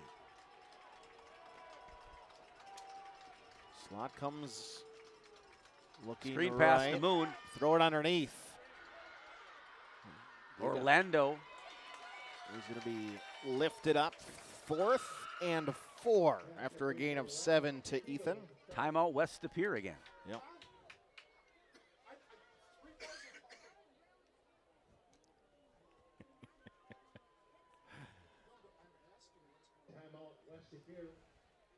So the Pirates looking to.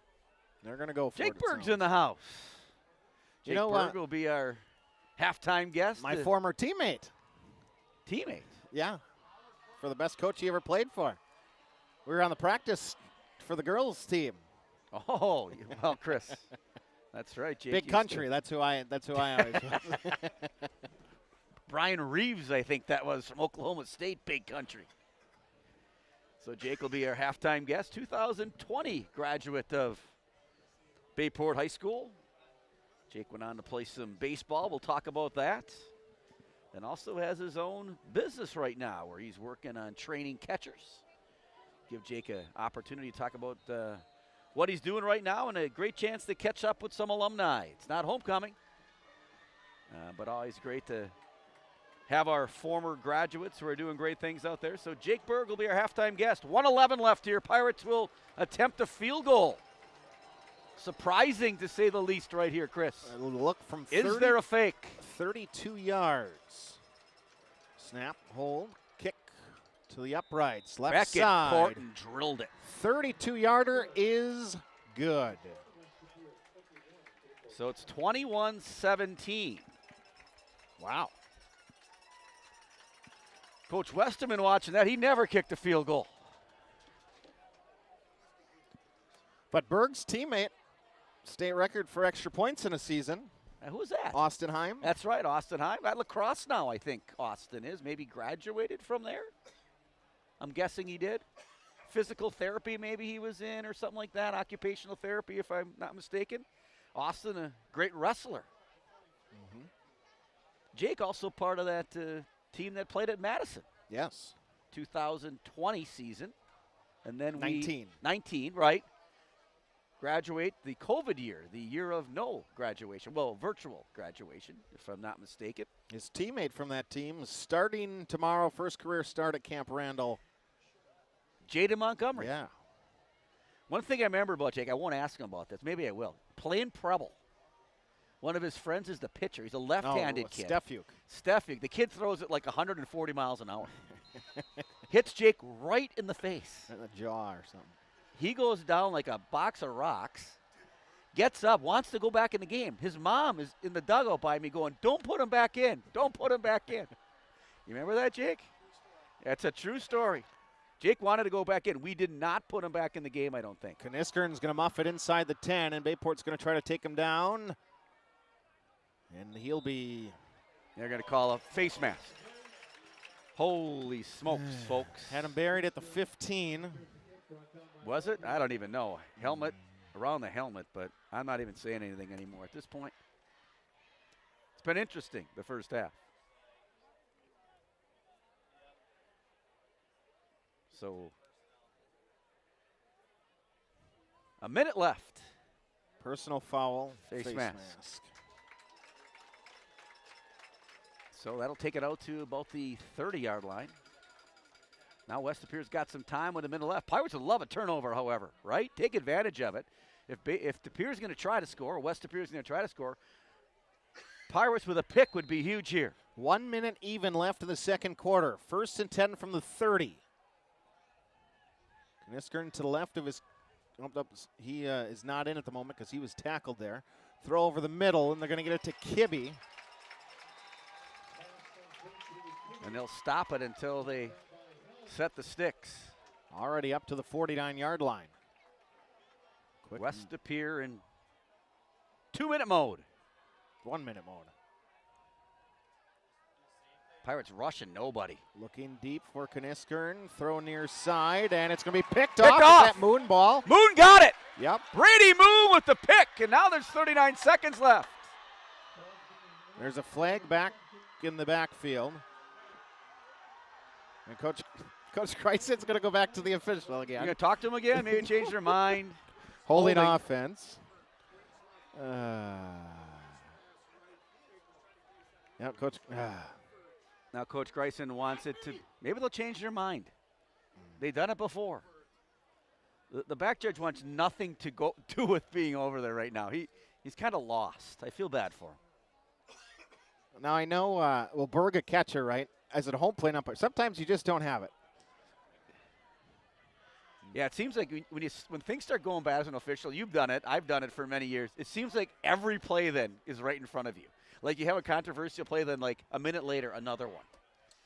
It's kind of like an umpire where he misses one and then he misses another one, and then he misses. Jake, you ever notice that when you're catching? Like once it starts going downhill, it starts going downhill. 25-yard line for Bayport, but there's only 39 seconds left. You left. run it and you go to halftime. Yes, I agree. But we're not going to do that. Stevens in the pistol. Maddie's looking deep down the near side. Orlando over the top. He's going to try to go up. And a great coverage on the play. Outstanding step for step, the 6'2 corner, Nolan Sell. Both these teams are like, no, we're going to go for it. Now you got second down. There's one timeout left. And for West Appear. So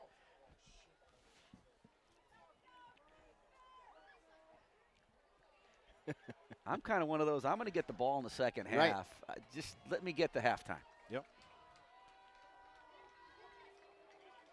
Because Brady Moon could break it too. And he's going to try up the middle across the 30, 32-yard line, a gain of 7. You don't call timeout here. You go to halftime. Except if you're the Pirates, you decide to call timeout.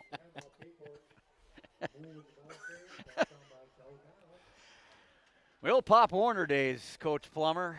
I'd be just going to the locker room. Well, we didn't have locker rooms. 24 seconds. We would just head to the end zone. Right. And I give them some encouragement down there. Skittles or something? Yeah, or? make sure they have a snack. Make sure on the snack schedule. 21-14 our score. That's usually when a parent asks me why Johnny hasn't played enough plays.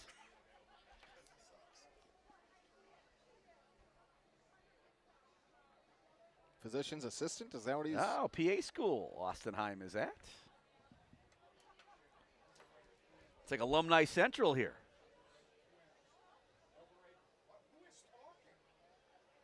Shermans are watching from Swamico. Marion Shefchuk says go Pirates. Host of you out there. Great to have you all with us from all around the globe. So now you're 3rd and 3. Run it with Moon again. 24 seconds left. West Appear with a timeout. Run it with Moon again. It's 8:10, Chris. Way past my bedtime at the end of this one. Kind of like the Brewer game. Let's not talk about that. We'll have to ask Jake for a prediction here at the end tonight of the Brewers tomorrow at 7:08 from AmFam Field. Run the football. Bring Sartorelli in motion. Sprint out, and they're going to do a drop play underneath with Moon with blockers in front. Across the 40, 45. He's going to get out of bounds. He's going to go out 17. of bounds. Still trying to make things happen. 47-yard line, 15 yards there. We've seen that play a couple times this year, and it's worked every time. 60% of the time, it works every time. Coach Jorgensen up here in the box, the senior Jorgensen. Hey, there's all gas, no brake, man. We get to be a part of some of these. We do. It's awesome. He is great to listen to. Legend. But all gas, no brake. 47-yard line. Not sure what Corton's distance for field goal would be. Is Stevens with a good kick-up block. Now looking. Matt's going to try to pull it down. Oh, Matt says, I'm going to give you. Oh, Matt just says, I ain't going out of bounds right away. Gains 8. Well, now he probably go down and out and then throw it in the end zone at this point, right? You got 2 plays left, 9 seconds. Well, you could probably run a draw. You got a timeout left, right? You run a draw and you take a knee if you get to like 2 seconds left, and then you throw it in the end zone. You have a timeout, 9 seconds remaining. Halftime guest, Jake Berg. His brother, Tommy Berg, number 22 out there tonight. Safety. Playing safety. Jake, safety or linebacker? You played safety, Here's right? a safety, yep. Number 20, were you 20? Stevens throws it far side. Timeout taken by Bayport. Catch is made. Number 20? By Brady 22. Suda. Yeah, Same as Tommy. Yes. Okay. You didn't know that? We're doing the interview here even before it's halftime. Suda with the grab down to the 37. 8 yards for Suda. But Jake was 7 in baseball? Or was he 20? Coach Mark Werzingers would love the hook and ladder here, he says. Yeah, a field goal from here would be 54 yards. Probably a bad idea.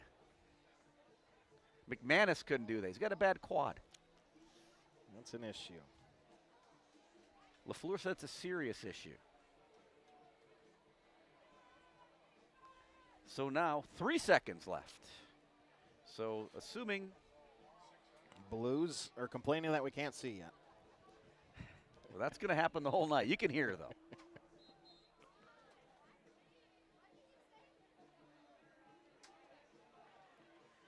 So Matt Stevens leads them out there. Aiden Dirksen leads the offensive line out there. We got trips right. Watch Brady Moon, a little swing pattern maybe coming out to the left. Defensive backs 4 across the goal line from West De Pere. Give it to Moon, run it. Matt's going to air one high down the far side, throw it up and out of bounds. Incomplete, and that is how we go to half. Great first half.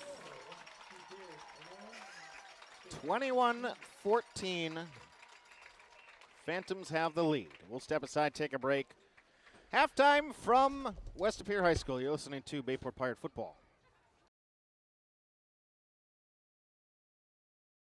This is how I convinced my dad to go to NWTC. Every day, Dad would get home from work and be like, "Hey, honey."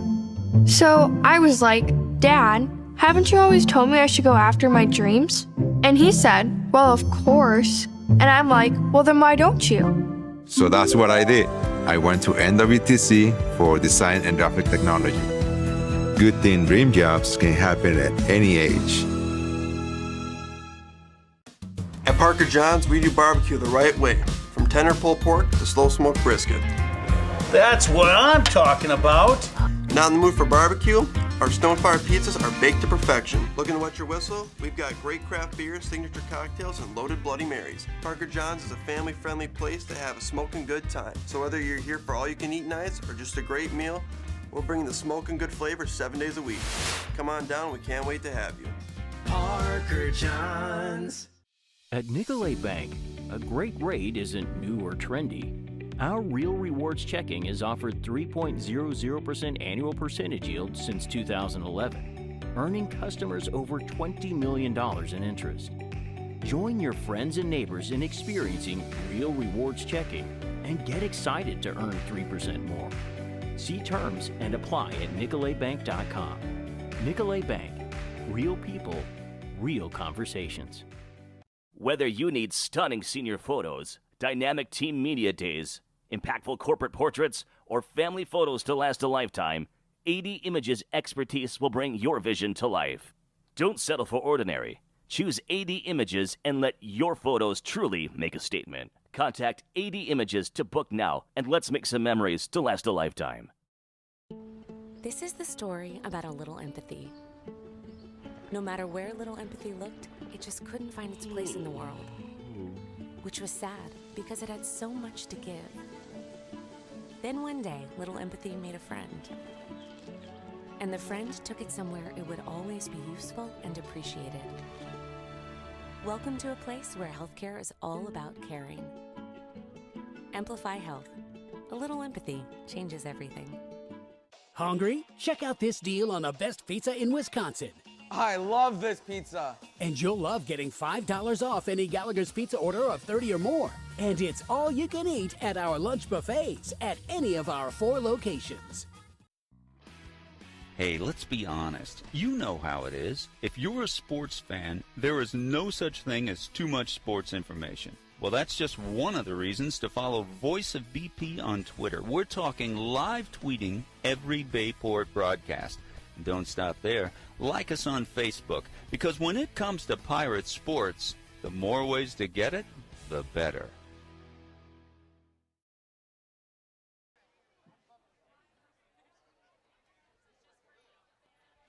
We're back to Bayport High School at the half. Bayport trails the Phantoms 21-17. I'm here with 2020 graduate Jake Berg. Jake, how you doing? Good. How are you? How Jake, you been? I've been great. I've been awesome. Retired. Yeah. But enjoying this, obviously, and what a football game here tonight. Your brother playing. Yep. So you Yeah, talked it's to him great today, to watch him. obviously. Yeah. What were his thoughts about going into tonight's game? He seemed pretty confident. He seemed ready to go. I mean, I think they all were. They were pretty hyped up for this matchup with West Appear. It's So- always a good game against them. So give me a little alumni information as to you graduating 220 COVID year. Yep. And so it's the virtual graduation that we had. I remember that, vividly. Didn't play baseball that year. You were a baseball guy, but also a football guy. Yep. 2019 state championship game. You played in that game. Yes, sir. Your experience of playing in the state championship at Camp Randall, talk to me a little bit about that. Man, that was a great experience. Just the fans were great there. It was a great atmosphere, and I mean, tough game for us. You're but right. I thought we played pretty well, and then we just gave up a few big plays and just lost it there at the end. But overall, we had a really good year, and we were all happy with it. But Then take me, after you graduate from high school, kind of give me the history of 2020 to where we are today. yeah, so in 2020, I went to Jacksonville University down in Florida, and played there for 2 years. Had a pretty good career there, liked it there. Ended up transferring, hitting the transfer portal, and I went to Lipscomb University out of the portal, and I've been there the past 3 years I played, and then played this past summer in the MLB Draft League with the West Virginia Black Bears. And this year I'm actually coaching at Lipscomb, grad assistant up there. So I'm working with the hitters, catchers, and outfielders. So talk to me about the MLB Draft League. Every time I would see wherever you were going, I would follow it on Twitter so I could see the lineups, and I'd usually give the old Pirate Pride thing if I saw your name in the lineup. But I'm not familiar with that. And a lot of those players, I'm assuming, was the goal for you to get drafted? And talk to me about that league a little bit. Yeah, so the Draft League, the first half is all college kids and college eligible or draft eligible college kids. Okay. So they're in the league looking to get drafted or picked up and signed as free agents right out of the draft. But the second half is professional, so we got paid a little bit, and they pay you, and then we're trying to get a free agent spot off of that. So a lot of guys played in it, and we won't hear much for the offseason until after the winter meetings, and then guys will start getting calls and getting picked up. One of my buddies from Lipscomb actually got picked up out of the draft league last year. Oh, wow. He's with the Mets now. Oh, really? He was actually an all-star this past year with Who's the that? Mets. Trace Wilhoit. Oh, my goodness. He played in the draft league, didn't get any opportunities, and then got signed a week before spring training and ended up being an all-star. Just take in advantage low-A. of the opportunities that Exactly. you get, right? Yep. And so you're GA at Lipscomb, and you're coaching there. Yep. What are your responsibilities coaching-wise there? So I'm working with the hitters and catchers and outfielders a little bit. I kind of just do it all, get the field set up, work with early hitting groups, keep track of stats, send the stats Whatever they over want to you to guys, do, everything. right? Oh, yeah, just doing it all over there right now. Exactly. And school-wise, what are you pursuing? What do you want to do? So I'm trying to get into coaching or potentially a bullpen catcher job in the major leagues. I've been applying a little bit, just trying to keep my options open. And right now I'm in a graduate certificate called performance coaching. So I took one last year for business leadership, so I'm kind of getting a little bit of both leadership and coaching roles. That's awesome. Learning a little bit about that, but yeah. And you also have a job, I'd say a business on the side where you're working with catchers primarily, right? Yeah. And that's down in Nashville? Yep, so I got a business called Berg Backstops, and I'm working with catching development and catchers in the area. I'm actually running a few camps when I come back home over Thanksgiving and Christmas back home over here in Green Bay. So I'm doing a little bit down there and then a little bit back home as well. So it's kind of a mix of both wherever I'm at, trying to do camps and lessons and clinics for guys, just trying to spread the word and teach as many kids as possible. That's awesome. Your brother's out here, senior, number 22, wearing the same number that you wear out here, and hopefully we come back, get a victory tonight. We just talked a little bit about your sister. Can you give us a little update about the whole Berg family here? What's she doing, and where is she right now? Yeah, so she graduated this past year at Minnesota with her psychology degree. She's up there taking a gap year, doing a research project up there right now, and then she's looking to get into psychology master's program Awesome. or doctorate, or I don't even know what it is, but she's got some next year that she's trying to get into. And So 5-10 years from now, what would you want to be doing? What's really the goal for you 5-10 years from now? the goal is either a head coaching job somewhere in college or a catching coordinator job in the professional ranks. Talk to me about what a catching coordinator job is in the professional ranks. So you just go around and make sure all the catchers are doing their thing, getting their reps in, getting all their jobs done, doing well. If there's anything that they need to work on, you kind of help them out, but you kind of go around all the farm systems and work with each of their guys. So I don't know. I mean, I got to get into professional ball first, but that's a goal of mine, or a head coaching job somewhere. That'd be a great opportunity and be really cool. That's really cool. When you reflect back on your high school career at Bayport, what are your best memories of high school in Bayport, and how do those memories carry over into you being who you are today? Yeah, I mean, Friday Night Lights, just being out here on the football field every year. I loved Friday Night Lights and being with the guys on Friday, getting ready to beat somebody up, and it was the best. But also, I just love the guys in baseball. Like, we had really good coaches over there with Harvey and Luke Key and Trent, Coach Noy. It was just a great experience playing baseball and football here at Bayport. Now, if you had a choice, I mean, you played both. I just kind of assumed like baseball was your favorite, but I never asked you that. Yeah. So football, baseball, did it matter, or was one your favorite or one not, or did whatever you're playing, or what were your thoughts? Yeah, see, I liked them both. I was just always a big baseball guy growing up, just loved the game, and I knew I wanted to get into baseball and play. I wanted to be a big leaguer from the day I was born. That was always my dream. But I think I loved football when I was playing it, and then outside of it, I was like, I love it, but I just always knew baseball was my sport. Always a catcher? Yep. Growing up? Growing up, I played a lot of catcher. Played a little outfield, thanks to Coach Noy. He put me over there in the outfield and a little first base, and I actually played a few games in the draft league at first. Awesome. So that was my first time playing first since, I think, 14U baseball with Coach Noy. He put me over there a few times, but it was a good experience. Well, we were talking earlier, you know, baseball in an outstanding catch, but I was talking about the one thing I do remember is when we were playing Pregame. Yep. And there was a kid left-hander. What's his name again? Ryan Steffier. And he was your friend, right? Yep. I mean, you really knew him really well. And, really well. And he, I don't know, where is he right now? He went to University of Tampa down in Florida. Okay, And, I and think he he's could done throw it. playing now, but he went to Vandy to start, and then he went JUCO. Okay. State College of Florida, and then now he's at University of Tampa. Left-hander, and you batted left-handed. Yep. Didn't you caught right, Yep. obviously, but Yep. you batted left-handed if I remember right. And I'm standing like right by the dugout, and he hits you right in the right face. in the face. Right above the. And right you above go the down, tooth. and I'm like, what do I do now? Oh, like yeah. at this point, right? And you get up, and you're okay. Yeah, I just had blood dripping. It was from my crazy. face, I'm like, but- and you wanted to go back in the game. Oh yeah. And your mom, I think your dad wanted you to go back in too. Yeah, he was probably like, all right. And your whatever mom you was say. like, you can't put him back in. I'm like, I'm not putting him back in. I don't even coach the team. But Yeah. you know, but it was one of those things where when I heard you were coming out, I'm like, I remember. I mean, I'm sure you remember Oh it yeah, too. vividly.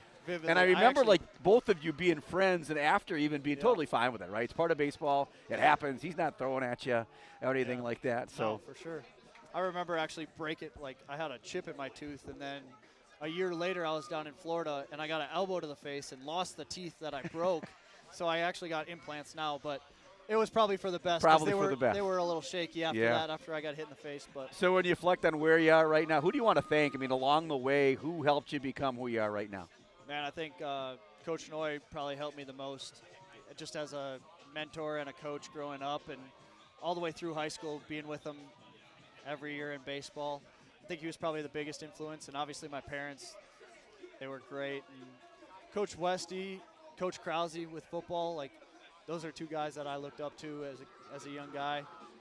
Learned from them a lot. Coach Cross in football was great. Coach Knudsen in baseball, Coach Ludke, I guess all of them, like they were all great guys and great guys to learn from and be my mentors growing up. Just that's why I wanted to get into coaching, because of all those guys, and especially Coach Noy. But yeah, you don't realize the impact that coaches can make on a young person's life, and obviously that's probably the reason you want to do it. Not maybe so much about baseball, but just make a positive influence on people. Yeah, no doubt. Just spreading the word, just passing it down at generation. That's to awesome. generation. That is really cool. Well, Jake, thanks for being on tonight. Yeah, for sure. I'm It glad was you could great. do that. Good luck with everything. I'll be following you. I know I got your website, and so I'll see what you're doing down there in Nashville. And, Yeah, for sure. you know, 5 and 10 years from now when you're coaching in the majors, don't remember the little people like me, Oh, okay? yeah. No, I'll always remember. All right, you got it, man. That's Jake Berg. Jake, a 2020 graduate of Bayport High School. He's here watching Tommy play tonight, and hopefully Bayport can come back. They're down 21-17 to the Phantoms. They will get the ball in the second half. You're listening to Bayport Radio.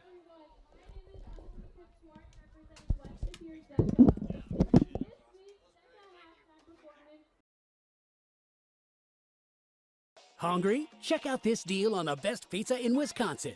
I love this pizza. And you'll love getting $5 off any Gallagher's Pizza order of 30 or more. And it's all you can eat at our lunch buffets at any of our 4 locations. It's time to call Budget Blinds. Let us help you with your free in-home consultation and free design services for top quality blinds, draperies, and shutters. Top quality blinds installed in a couple hours. Now that's easy. Call now. Considering a room update or building your dream home and don't know where to begin? The design team at Mako's will guide you through the selection process and put your mind at ease.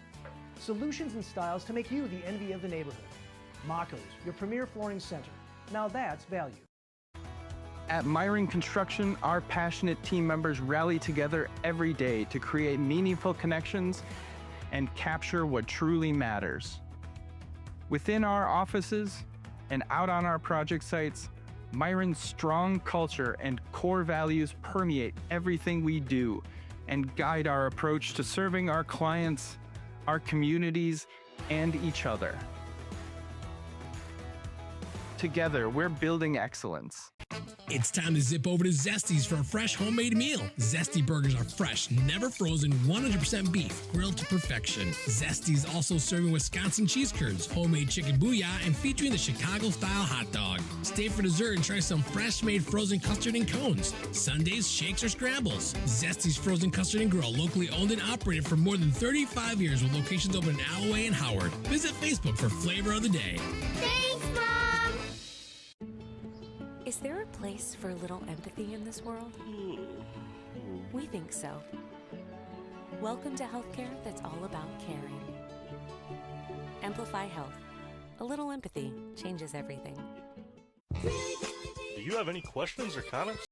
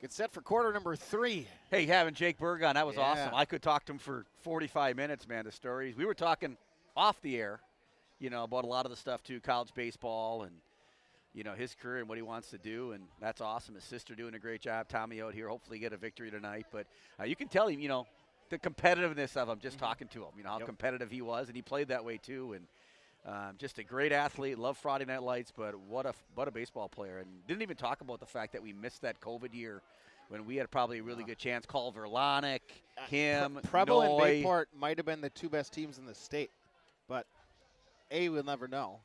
Then it's cool when you ask, you always ask kids, like, who was important to you growing up? Like, who you want to thank? And obviously, mom and dad for always taking you to all these things. My parents do it all the time, though. They're traveling with their kids all over the place.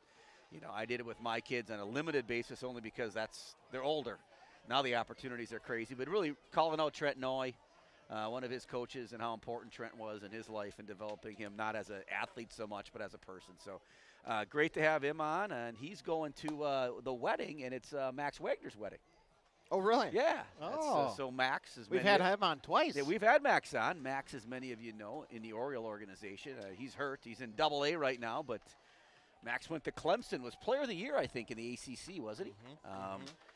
Big signing bonus, and so he's getting married this weekend. And that's why Jake's back, and so hopefully this second half, we talked a little bit about the refereeing too after, and unique call. I would say unique assessment of the call in the first half, where West Pier took advantage of it and scored a touchdown. Bayport comes back, kicks a field goal.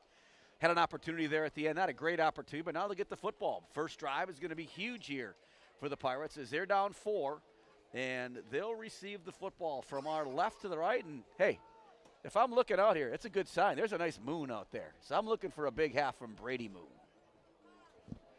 His first half for Brady, the Bayport running back, just 7 carries for 41 yards. 2 receptions for 18. Matt Stevens did a bulk of the carry in the ball, 11 for 44. Watrodovic 2 for -4 after losing 6 yards on the second of back-to-back plays that were trick plays. They went with the double reverse pass, and then they tried the double reverse run, and that did not work. Wow. West De Pere will do the kicking. Great to have you with us as we get set for quarter number 3. I feel like it's a second game right now. I mean, it's 8:34. And here we go. We're with the coaches up here. That's been interesting, too. Coach Steven Jorgensen, the Hall of Famer up here calling plays for the Pirates. Beautiful night here from West De Pere, and here we go to start the second half. Kick off down the near side, and it's going to be Otradovic from the 8. Jackson across the 25-30, near side. Turn to skip around the 35, and Jackson Nice up to play. the 37. North-south, as they say. In this case, probably south-north. Oh, that's north to south. North-south, you're right. There goes the geography, obviously. You're telling them to take that. Yeah, well, I might have to join them in class. 37-yard line. Bayport will start number What am I expecting? 3/4. Brady Moon, Brady Moon, Brady Moon. Chris Learman, Mike Frieder, retired Bayport principal. Michael Plummer with us here in the booth. Mike doing an operating the awesome camera. job on the camera. It's a very small camera Mike has tonight. It's getting cold out. It is. The moon's out, folks. Glow between the light standard and the field goal post if you're watching. Moon trying the right side. He's going to bang up across the 40 to the 41. Gain of 4. They've done a nice job tackling Brady. First guy to Yes. get him there. Yep. Braylon Stengel. 6-foot junior, 190, but Brady gets 4. He's close to breaking one, Chris.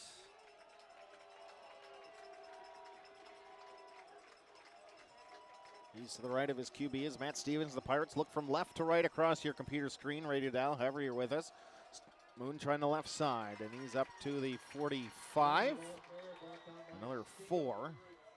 Matt kind of reading that one, a little option for him either to give it to Moon or keep it. Thought he might keep it there, he didn't.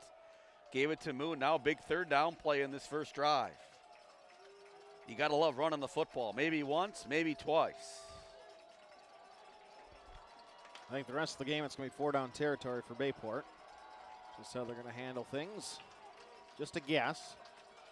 Stevens going to hand it. And Moon tries the right side, breaking a tackle up to the midfield stripe.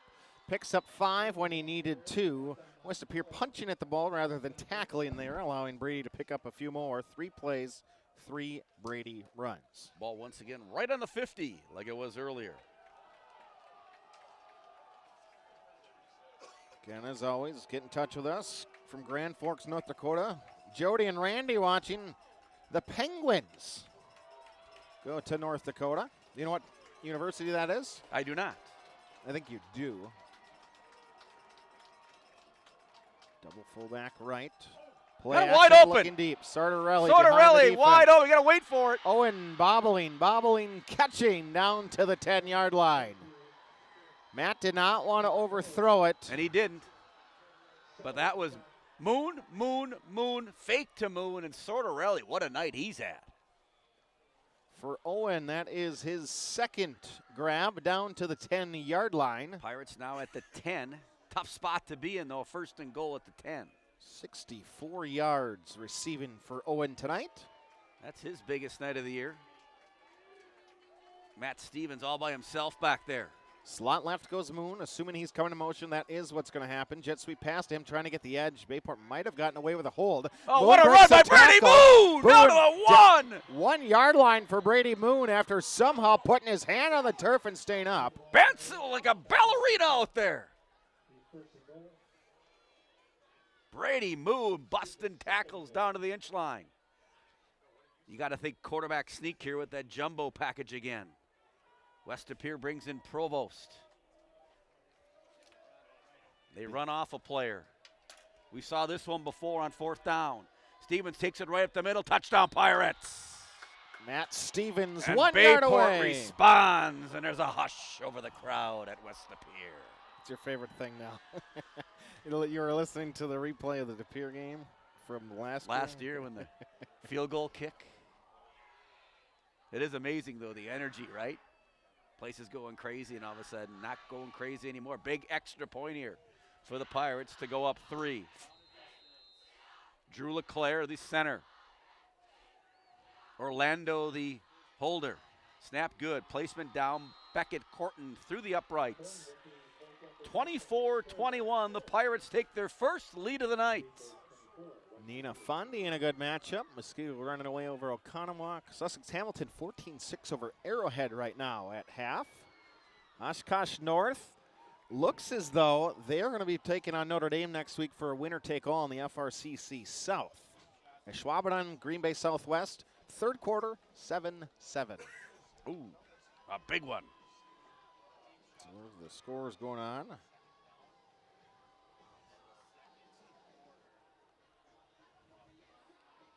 Kimberly Kakona listed at 0-0 on the score. We're updated. And as always, feel free to tweet the booth at Voice of BP. All right, Jim Tressel used to coach here, the Penguins, going back to that. Jim Tressel used to coach here, the Penguins. Youngstown State. Youngstown State. Preble Pulaski, a high-scoring affair, 42-28. Preble winning, Pulaski's winning that one? Yes.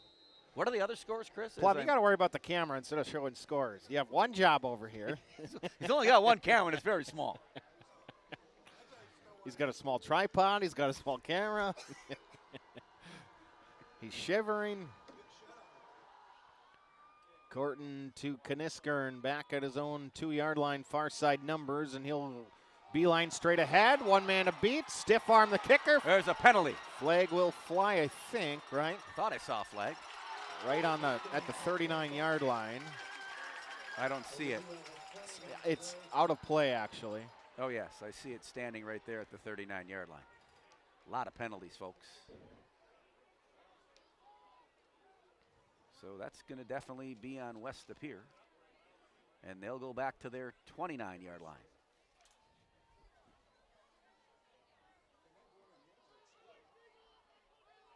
So Bayport, that's why last year they kept onside kicking, if you remember. Coach Jorgensen would say, hey, they keep returning to the 50. Why not just onside kick it and try to get it? Pirates could use a big stop here. 9:24 left. Neither team has been able to stop each other. So they'll mark the ball at the 30-yard line. 9:24.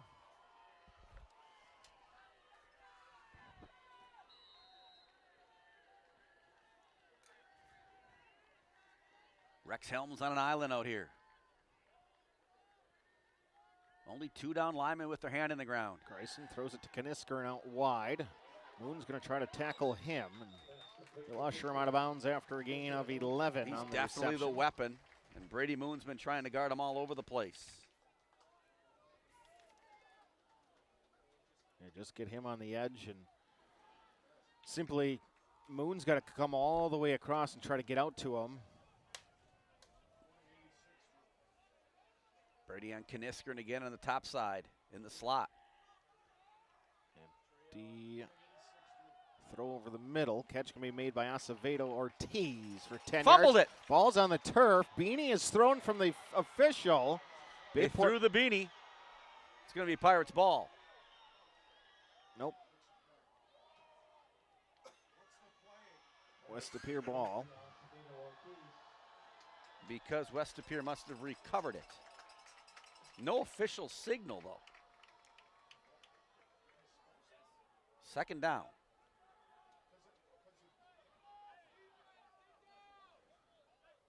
Official pulls the blue beanie. Well, that means he called it a fumble. Obviously, West De Pere got the fumble back. Into Bayport territory at the 49. 3:10 gone from the third quarter. Ryan Lutz, we haven't seen him in a while because it's been passing barrage. Now and now there's going to be a penalty. Here comes a penalty from the back judge. Sometimes it's got to be a face mask. But interesting, being called from there is just interesting. 5-yard penalty. So West De Pere on the move. Pirates can't just rush three guys, Chris.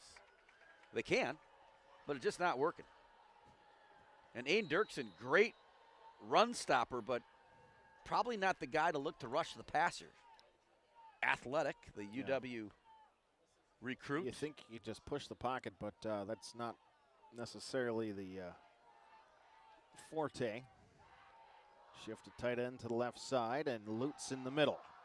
On first and West 10. running the football on the Pirates right now. They'll pick up 6 yards on the first down tote. We'll have to get to third quarter trivia throughout the quarter here. As always, gift cards to Zesties and Town Line. We are in West Appear, so I'll give the prelude. West Appear won state championships in 2010 and 2011 under the direction of Bayport's now assistant coach. Yes, that's not the question, is it? Mr. Bill Turnquist. Looking far side, a wheel route in stride into the end zone. Beautiful toss, touchdown West Appear. Makes it look easy. So West Appear comes back. They lead 27-24.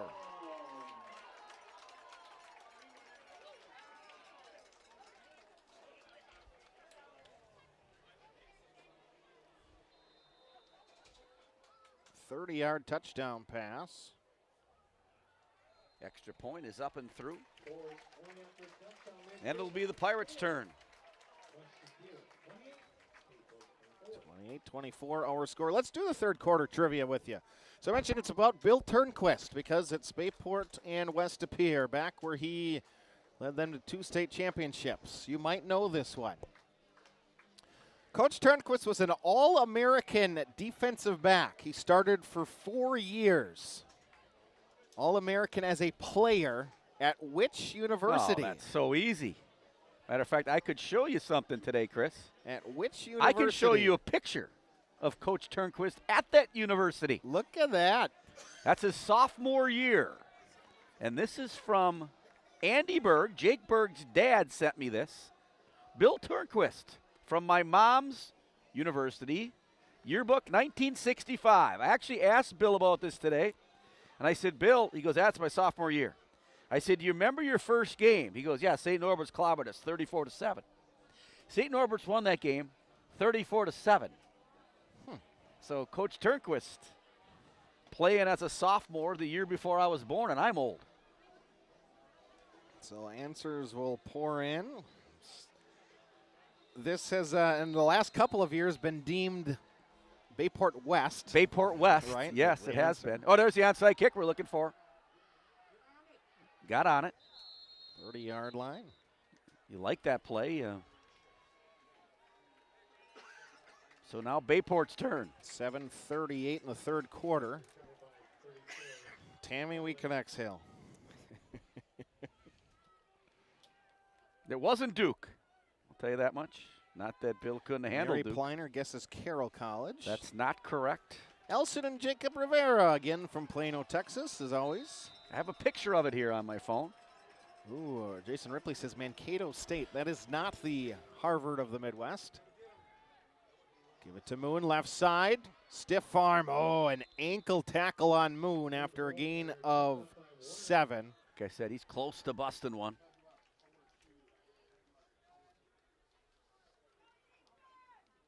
Brady getting a lot of the carries. That was a handoff, not the pass. They're concentrating on Moon. Watch Matt Stevens. I still think there's a run in Matt here tonight, too.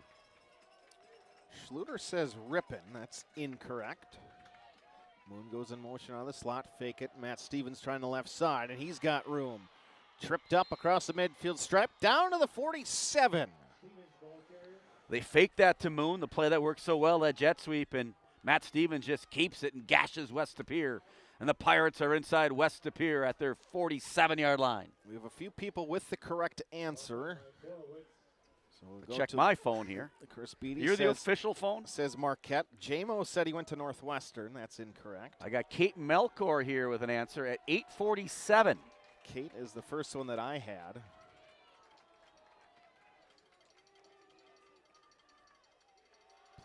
Or fake the handoff, and Stevens ahead. Kate probably using AI on that one. Bill Turnquist all over AI.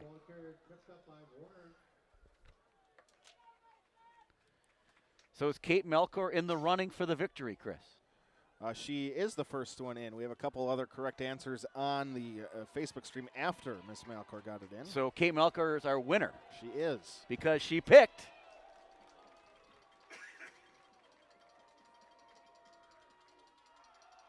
Moon left side.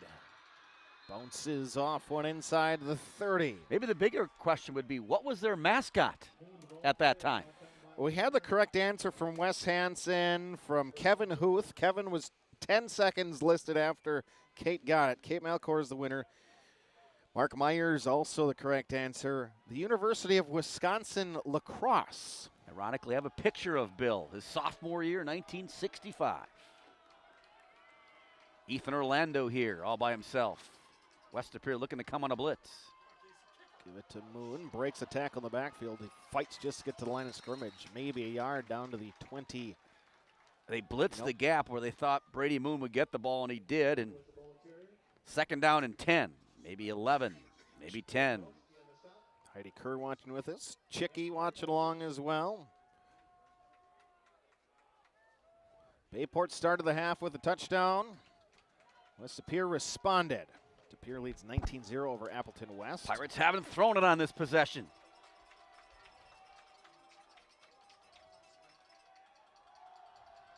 Stevens looking. Nice catch there. Great catch by Otradovic. Grabs that one and brings it in at about the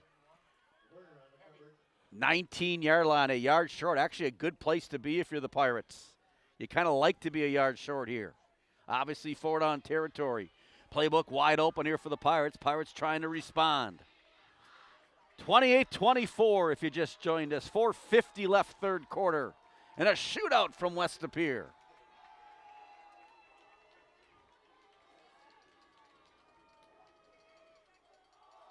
Moon gets the first down. So now the Pirates will be on the 17-yard line. They have another chance to get a first down at the 7.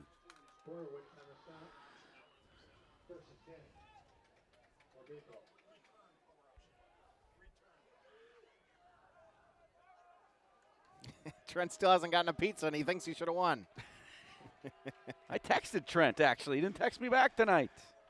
Yeah, because you haven't gotten his pizza. That's Well, 13 months old. I might bring him 2 Jack's pizzas now, I told him. Get the pizza oven and student services heated up. Orbit motion, Moon up the middle. Brady down to the 12, gain of 5.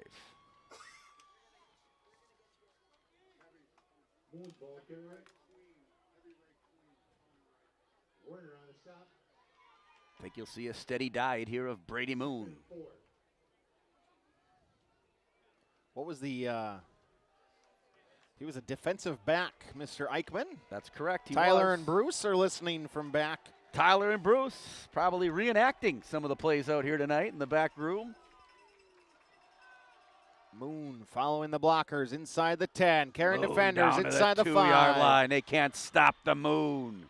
11 yards. That'd be a trivia question. Where did Bruce play college football?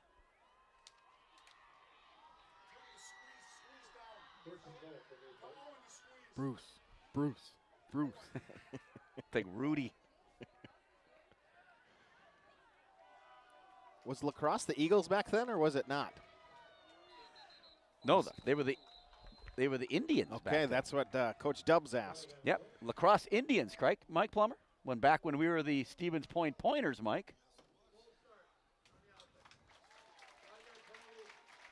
First and goal, hurry up to the line. Kind of. So big false start penalty there for the Pirates brings it back to the 7. Now first and goal from the 7. 3 minutes and 8 seconds left. And counting. You still go power football, obviously.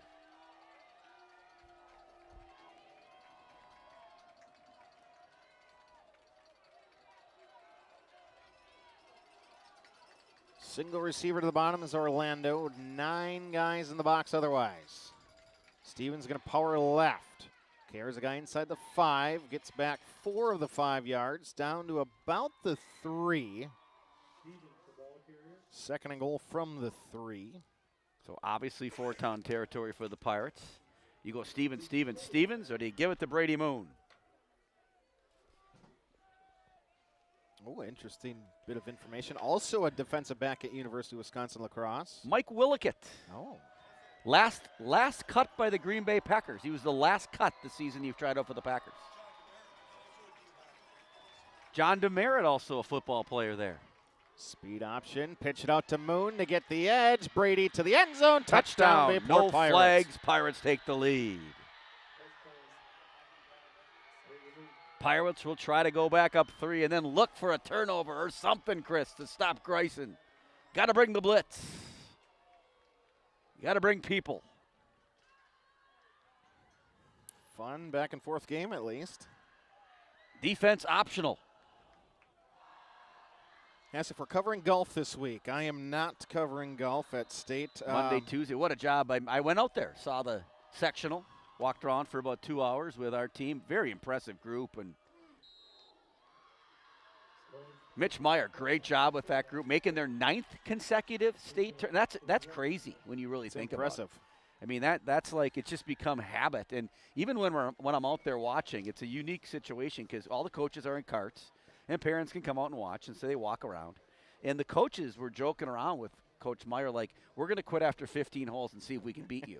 Like, that's how many strokes they won by, meaning, like, we don't want to count 17 and 18 or 16, 17, and 18. But Bayport, really impressive. Maya Johnson, had a chance to watch her hit a golf ball, and all of those kids, Gickish and Johnson and Ken Top, and who am I missing in there somewhere? I know I'm Dudes. Oh, Dudra. Boy, can she Dudra was 3 under after 5, I think Peyton was. And they can play golf. They're really good at it and really impressive to watch them. And they got a chance. I mean, Divine Holy Angels, definitely the top team in the state. Could the Pirates beat them? You could. Realistically, though, they've beaten every team down there. They could be a second-place finisher at the state tournament. I think that's their goal. Their goal is to win. But looking forward to following them Monday and Tuesday from University Ridge. Maya Johnson can move at about 250, 260, Chris. 2:05 left in the third quarter. Bayport up by 3 at the moment. There's an onside, far side. Got it! 10 The yards. Pirates get it! The classic onside kick by the Pirates. And Chris Greisen wants a penalty. He's going to talk to all the officials.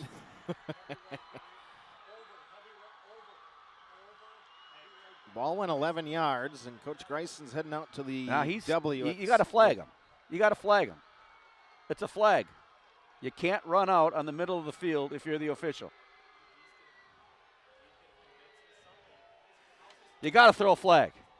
There's no way, there's no way a coach can run out to the middle of the field and talk to an official.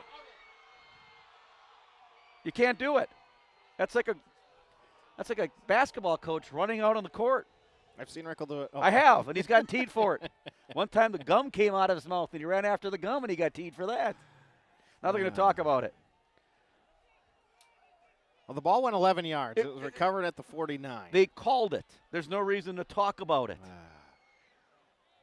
Are we sure? There's no reason to talk about it. Well, you don't even need to point. You did already. So the Pirates do something that we thought they might do. They onside kick and they get it. Now it's ground and pound with the Moon. State is at University Ridge, right? Unfortunately. Moon off the right side and picks up 3. How you allow a coach to run out to midfield? They let it before. Then Georgie came out. They let that before. Now they just leave this one. There's no reason for that.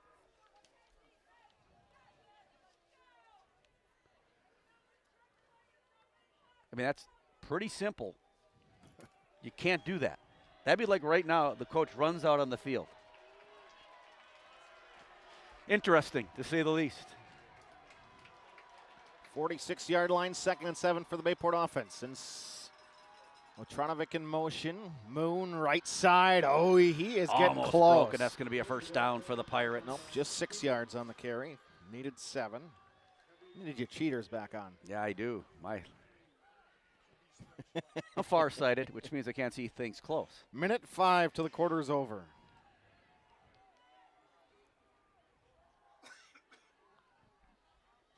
Probably one more play left in the quarter if they choose to run it. And they will, 3rd and 1. No reason to throw the football right now if you're the Pirates. 3rd and a yard, 4 down linemen, 4 linebackers. Sprint left with the quarterback. He tries to power inside the 35. Following his blockers, leading tight end down to the 31-yard line. 9-yard carry, the Jocks family listening in. Going to run possibly one more play.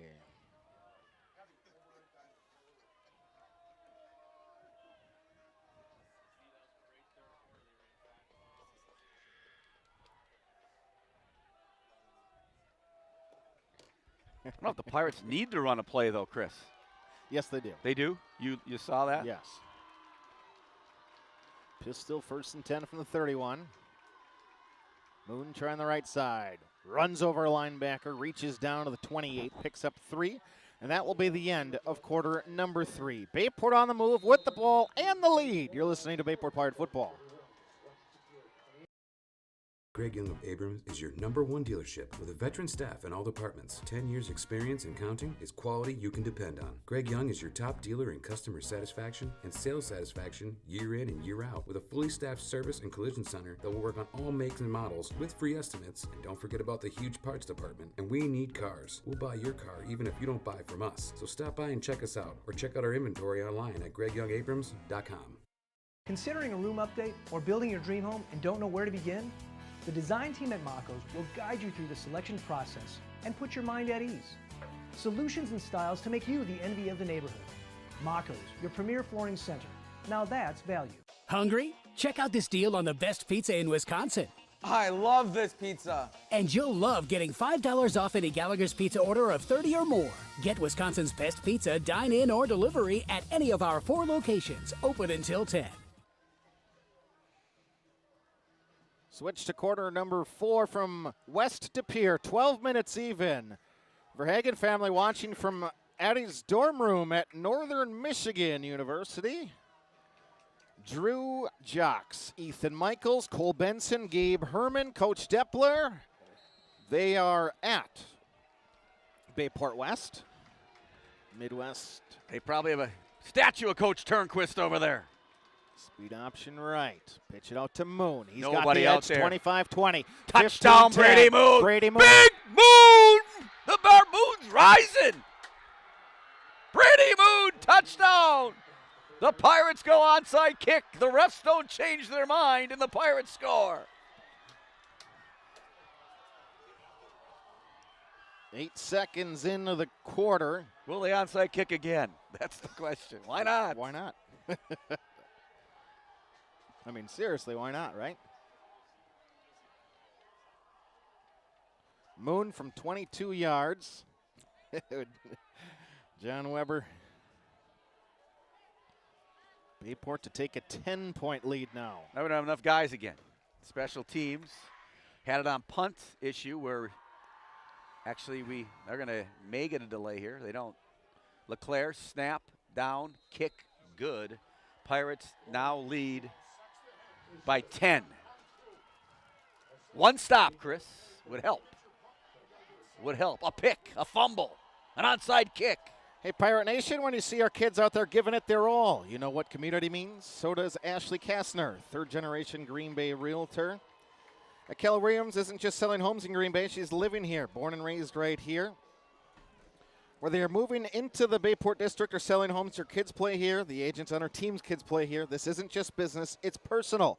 Ready to make your real estate dreams happen with someone who gets it? Reach out to Ashley and her team and all your real estate needs. Let's go Pirates. Ashley Kastner, real estate team at Keller Williams. Well, the onside kick last time, Chris. Brenda, I'm going to apologize. She just joined Steve in the wine cave, and she's coming into some screaming. I don't know if Brenda Magnan has ever yeah, Chris, quit being so loud. Joined in on this before, but on the road. I'm doing my best. Again, we're on the road. We don't have internet access from West of Pere, so we are going off a phone hotspot because that's what we are allowed to operate with. I'm doing my best and to keep you not so excited. And the camera, we have no zoom. We don't have that ability. We're doing the best we can to bring you a video stream of one of the best games in the state of Wisconsin. 8 seconds into the fourth quarter, Bayport's lead is 10. So Corton, will he go deep? He goes deep. He is going to line one And out then of bounds. He kicks out of bounds. 35. Cordell Tinch is back there. I make him kick it again. It used to be, I'd make him kick it again too. There's no question about it, but you're going to take it at the 35. The referee's going to get his flag back because he needs it.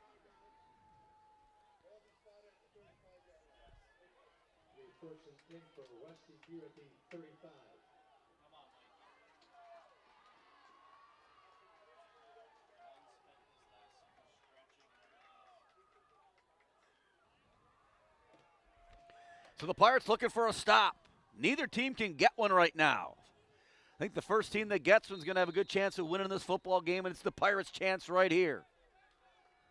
Mikey Jones, man-to-man, person-to-person. 4 wide receivers. They are going to give it to Lutz. I didn't know if they're going to take him out. Bartline steps in, the wrestler, for a 2-point takedown. Look at that, just staying in a great athletic stance, waiting on the edge. And Ryan Lutz is going to pick up 3 yards on first down. A lot of people texting in tonight.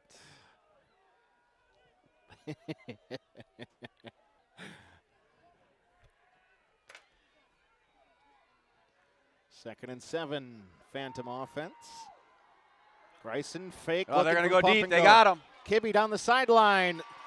And it's going to be a completion down to the 30. Stop and go on Mikey Jones. If Mikey Jones turns around, that's a pick.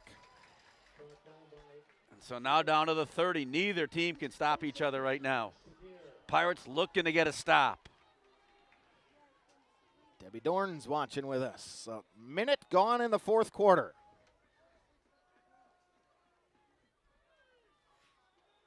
Here comes the reverse. Not a reverse. Play Oh, he held him. Throw it. Wheel route to the end zone. Touchdown. And here's a flag. Legal man downfield. There is a flag. It's going to be an illegal man downfield on the offense. The umpire makes the call. Legal, yep, and Greison's putting his head in his helmet going, illegal man downfield.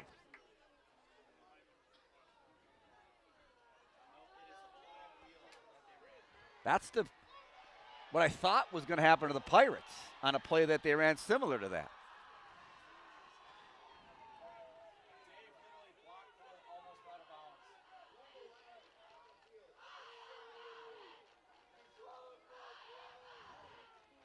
That's going to be a 5-yard penalty. It'll be 1st and 15. Pirates looking to get some type of stop. Simply can't get pressure on the quarterback. Nope. Jace Klum has had the closest to the QB at one point, but other than that, they haven't really gotten anything. No. It's 2 different types of offenses. Pirates just kind of doing it on the ground, doing it in the air when they need to, but West Appear, but they've run the ball well too, though, actually. Just 2 high-powered offenses right here. 1st and 15, Greison play action, looking deep. He'll air one for Acevedo Ortiz, and they get tangled That's up. not going to be a penalty. There's no way. Unless they change their mind.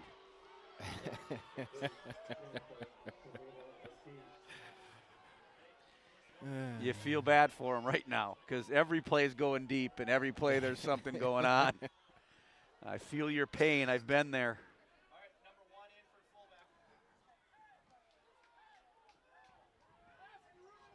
Pirates don't bring any safeties more than 10 yards off the line of scrimmage. You'd think they just play somebody deep. I don't know defense. Garrett Nelson does. And you took the fullback out, so there's your blocking back. I'd send to everybody. I'd send the kitchen sink. Pressure off both sides because it's a screen inside and a broken tackle from Lutz. He had a loss of yardage and somehow gets away. Breaking free from the linebacker, and an incredible effort by Had Ryan. that thing dead to rights, and now it's 3rd and 8. Lutz gets it to the 27, makes it 3rd and 7, rather 3rd and 8 they're going to call it.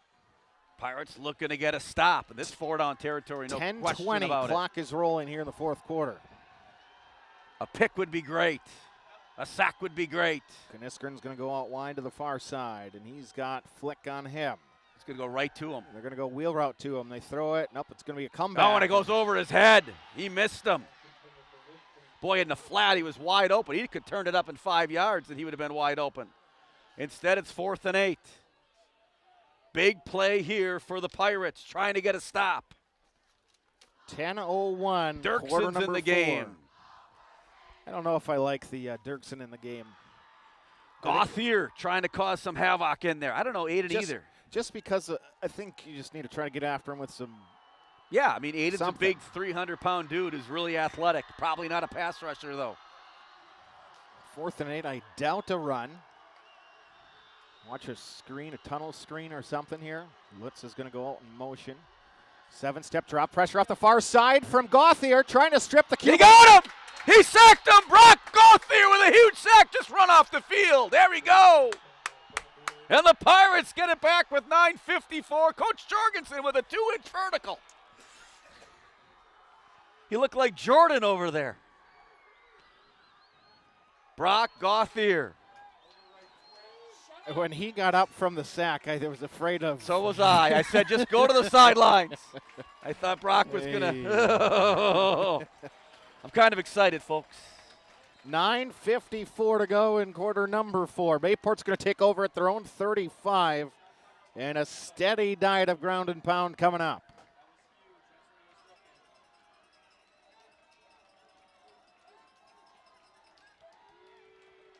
Two receivers right. Speed option right. Fake the pitch. Great play by Stevens, and he's going to carry the linebacker. Mikey for 8. I'm sorry, Matt. They faked the pitch wide, and the linebacker went wide. And Matt's going to they're going to mark it 7 to the 42. Now, if you're the Pirates, you know what you want to do, Chris. Ground and pound. I've never said that before. First time. I came up with that tonight. Have you gotten your meds tonight, I'm asked?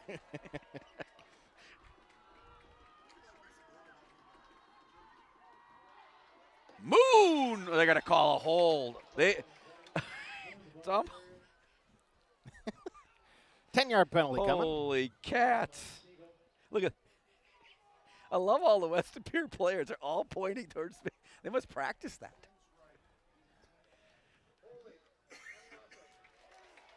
I think you still keep it on the ground, but.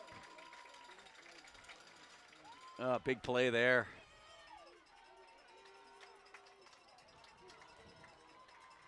Just broke up the Wilt. You woke up all the Wiltjesses. I'm sorry about that. Back to the 32. So 2nd and 13. 10-yard penalty.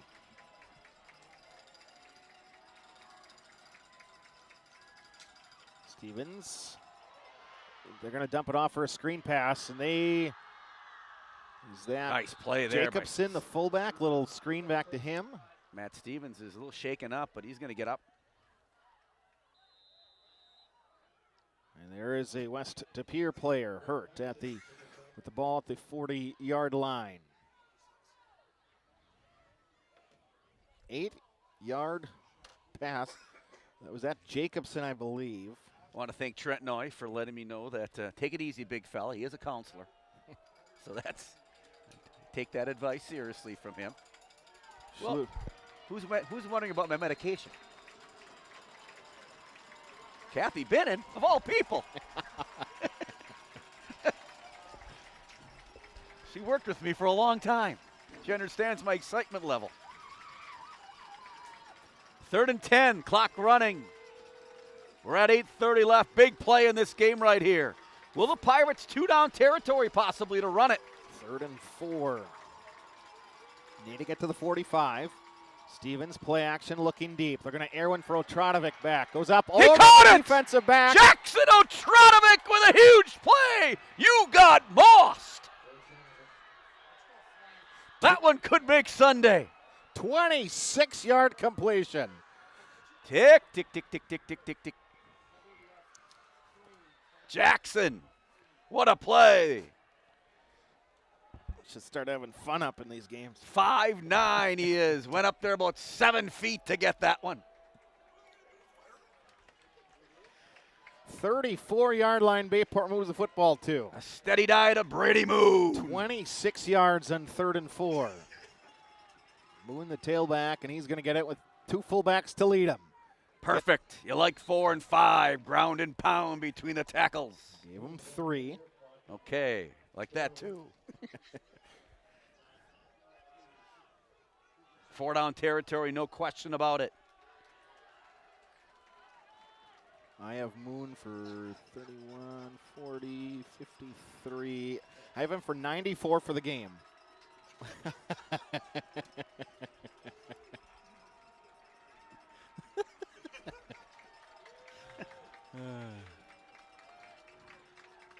It's a fair question.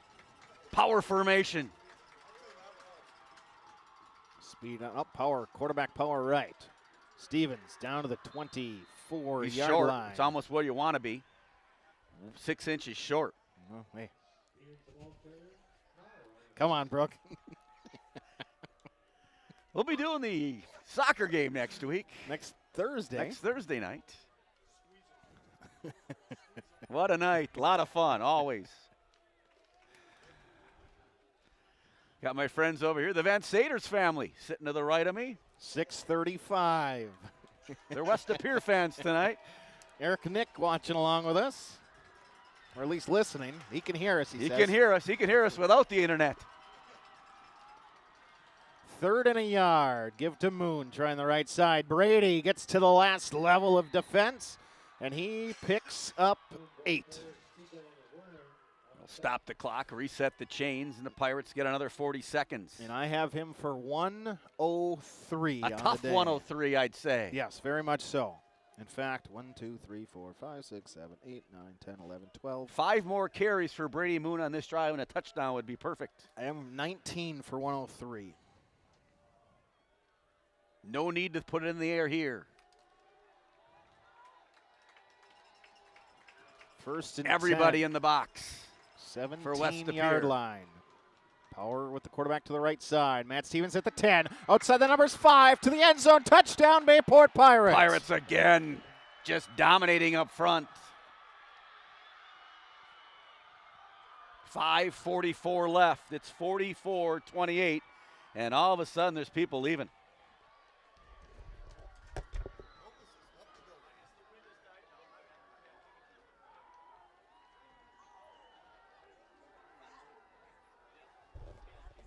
Stands start clearing out at West De Pere. Yeah, people are leaving, man. There's still 5:44 to go. With have they seen Patrick Greisen tonight throw the football? Best quick strike offense in the state of Wisconsin. Ball down, kick, nice hole by Ethan Orlando, and Corton with another one.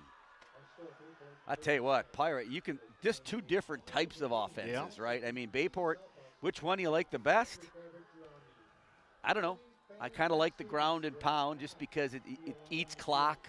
You don't give the ball back to somebody. They always say in football, if you throw the football, there's 3 results and 2 of them are bad. Bad, right. Interception and incomplete, right? Mm-hmm.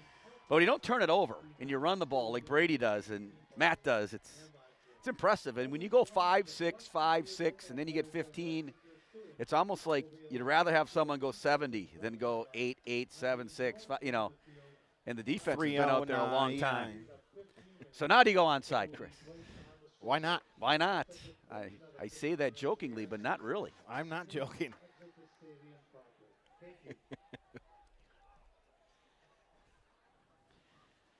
I mean, you can't return it. You get it at the 50, and you get a chance to get it. All of a sudden, I'm like totally pro onside kick. There's a good chance West De Pere. It's kind of like the NFL now, blocking field goals all over the place. What's going on there?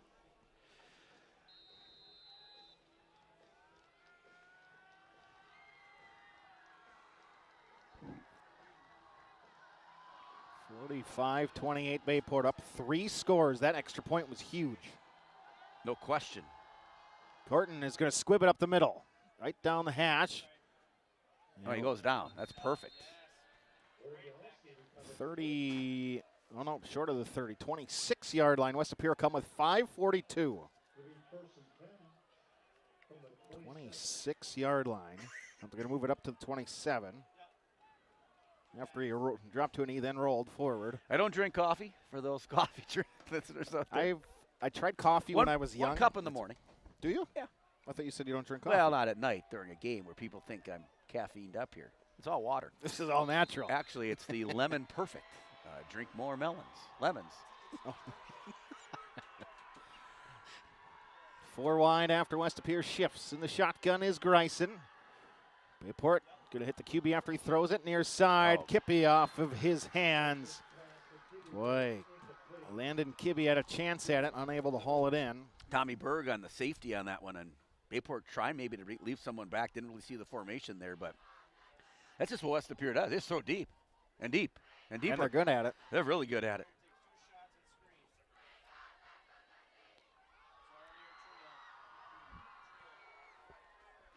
Brock Gauthier on the end now. Watch number 0. He had that big sack last time.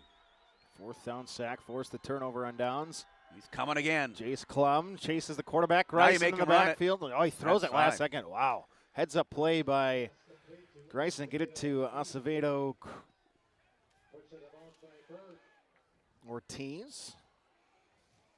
How big was the onside kick? I mean, you talk about the difference in the game. They're going to give it back to West Appear. Probably they're going to go score. And take the lead. Because that's how it's gone. And then the sack by Brock Gauthier. But that onside kick was a difference maker. We joked about it. I mean, we joked about it for all season after last year. Brock's going to come again. They're going to hand it off. Give it up the middle with Strong. His first carry tonight. You really don't mind that, probably. Up to the 45-yard line. Right, I agree with you. The clock's going to run. Once the chains are set, ball will be down. Oh, he cranks this in early. Oh. Ball set, so we're ready to go. Their own 45 for the Phantoms. One pick. Oh, he moved. That's going to be a false start on 17. He's wondering, why they call it on me? Well, because you moved early, son. They're not changing it either. Well. Oh, boy. I need a nap. They're discussing this. Fall Fest at Swamico's done. Zubu volunteering for Allie and Miles tonight. Awesome. Gauthier again on that right side. He's trying to get pressure. Walker, I thought, might come on the blitz. There he does, and he fades back. Walker's kind of in the flat area. Trying to go. Pressure off the backside. Throw. It's a long way to throw it. Nice play there by Brady Moon. So now 2nd and 15 after that. False start, penalty, and incomplete pass. Clock stop, 4:47. Pirates probably one stop away from winning this one. 2nd and 15. Mikey Jones down here, Brady Moon down here, the two cornerbacks. And it's a quarterback sprint out, flooding to the right. Greisen trying to get away, throws one over Strong's head, incomplete. Bayport starting to put some pressure and make Greisen dance. Asher Fontaine there on the blitz. So Greisen got to move out of his spot. That makes it difficult for him. And the Pirates doing a good job trying to get after him. So now Gauthier is going to come on the left side. Switch spots. Pirates still one deep. Greisen stops back again. He's going to go deep. No, he's not. He's going to go right up the middle. Over the middle, there's Kibbe. He comes back to the Kibbe's football. not going to get the first short. down. It's going to be 4th down. Picked up 14 yards. They're going to be a yard shy. The near side official's jersey's untucked. He had to pull his flag out, throw it in the other pocket. Greisen's going to sneak it. Gets to the 45. That's enough for the first down. Needed one, picked up one. The official here doesn't have his, his shirt's not tucked in. Look at him. Amy Burns said the volume control works fine at her house. Awesome. Turn it down, folks. First down, and now crank it in. Kortasevich watching with us. Yeah. Not sure what happened to him over here. Tuck it in, Someone Stripes. de-pantsed him over here on the West Appear sideline. 4 minutes to play. Clock is moving right now. Greisen, shotgun snap. Klum as he climbs the pocket. Throw far side for Kniskern. What a throw. It's Acevedo Ortiz. Incredible shoestring catch. Touchdown Phantoms. Holy cow, what a throw. What a throw, what a catch. What do you say? Except, holy cow, what a play. What a grab.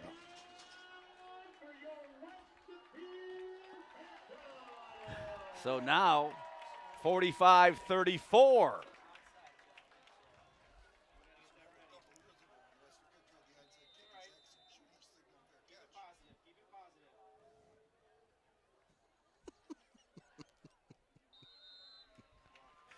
Extra point is good.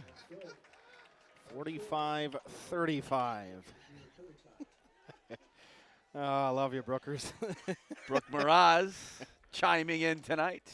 Couple broadcasts coming up next week. Oh, that should be enjoyable. Tuesday we have volleyball. Girls volleyball is a chance to clinch a conference championship next week to end the regular season. What a job they've done, that volleyball team. Scott Vinci just did a great article on our two coaches. Their names again, Chris? Now that I'm removed from the program. Coach Wolf? Coach Wolf. Is that Notre Dame?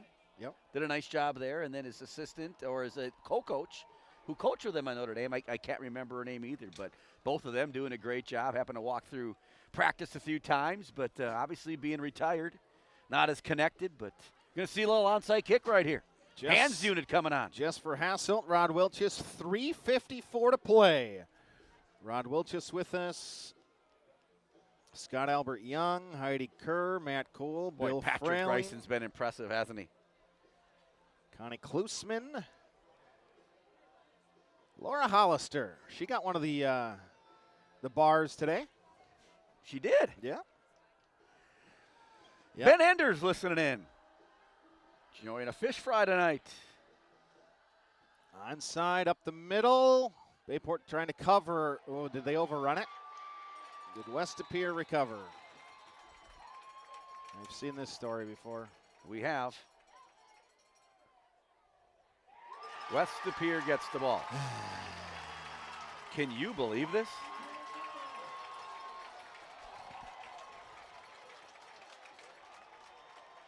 I mean, we joke around about.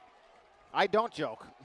We did. We don't. used to about onside kicks, but it's crazy how the defense can't get an onside kick. 3:49 left. And all of a sudden, they got the ball back.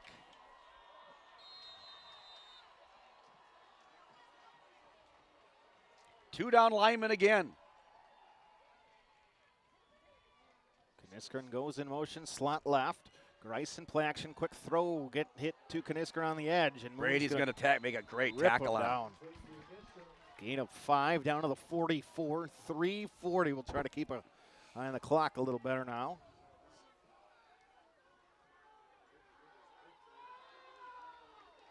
Unbelievable. Wish we'd have a good football game. Holy cows, this is a great football game. Up the middle with Lutz. He's going to pick up.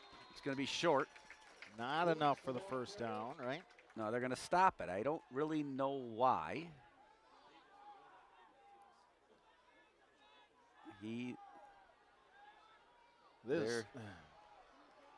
I'm not sure why they're stopping it. First down. Now you're going to crank it in. Now the clock's running. The clock ran 10 seconds. Now they're going to stop. They should put 6. They want 3:25. The crowd does. That's what Should about be 3:01. I think that was before the onside kick.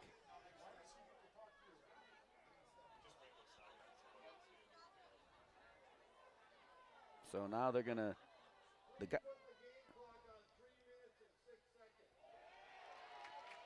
3:06 they'll set it at. So we've gone double onside kicks. Both have worked, and so we call that even. Pirates got a stop on Greisen when Brock.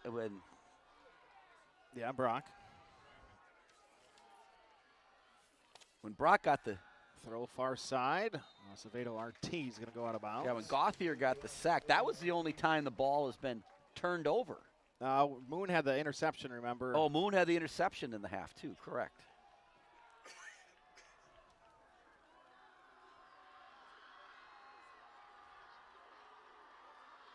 So the Pirate crowd dressed in pink. It's pink out night in support of cancer. 34-yard line, 2nd and 5. 2:56 in the ball game.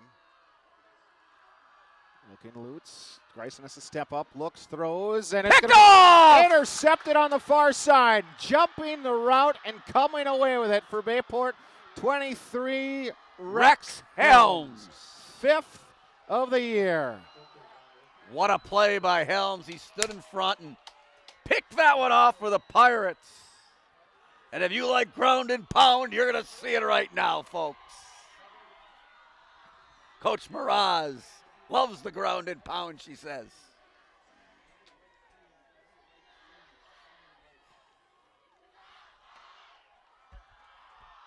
Down to the 7-yard line for Bayport. What a play by Helms. How many does he have this year, Chris? 5. A handful.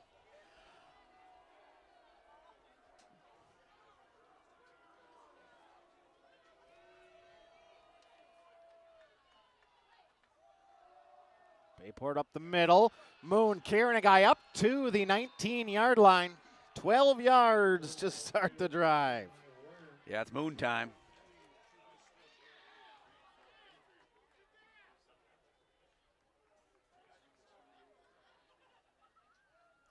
Pirates need probably one more first down to make this really difficult on the Phantoms. They do have 3 timeouts left.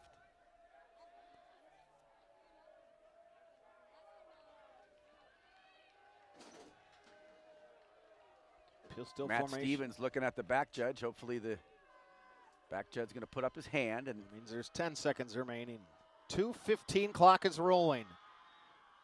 Stevens going to run with the ball in his left arm. Interesting. He went out of bounds. He went out of bounds.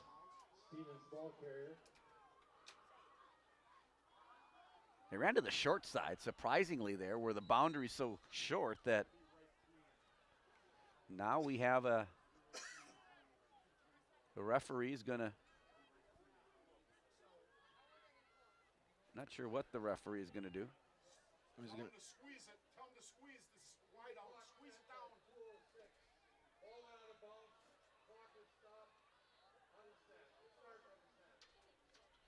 2:06 they're going to put on the game clock. Schwab on 16-7 over Southwest. Owen, squeeze it down.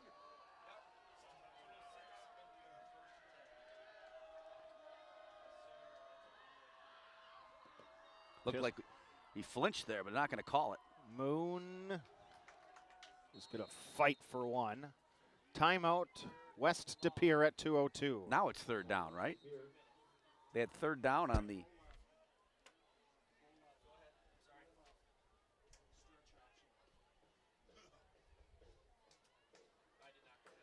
think the Pirates will try to get to the edge here.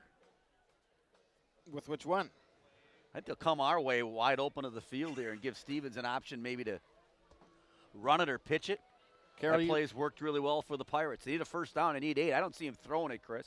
Angie Sorensen watching with us. Carol Utek and family watching from Lake City, Michigan. Vandiot with us.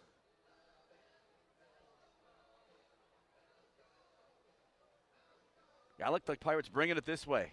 Given that option of Stevens and Moon on the pitch. You don't really want to pitch it here, though, either. You can put it on the ground in a hurry, but wide open to this side of the field. Otradovic will run deep. Would they dare go to Otradovic? No. Or do you keep it with Moon and Stevens? I think you go Moon, Stevens and Moon here coming our way. Force a timeout. 2:02 to go. West De Pere used their first timeout. Sprint left. Stevens going to hold it. Gets dragged down, moving forward. Falls forward up to the 26. You punt, please, right? Well, you're 5 yards from winning the game. You're 3 yards from winning the game. You're 4 yards from winning the game. You need the 29. The ball's at the 26. I think the Pirates might call timeout here, too. A minute 56 to go. Well, I hope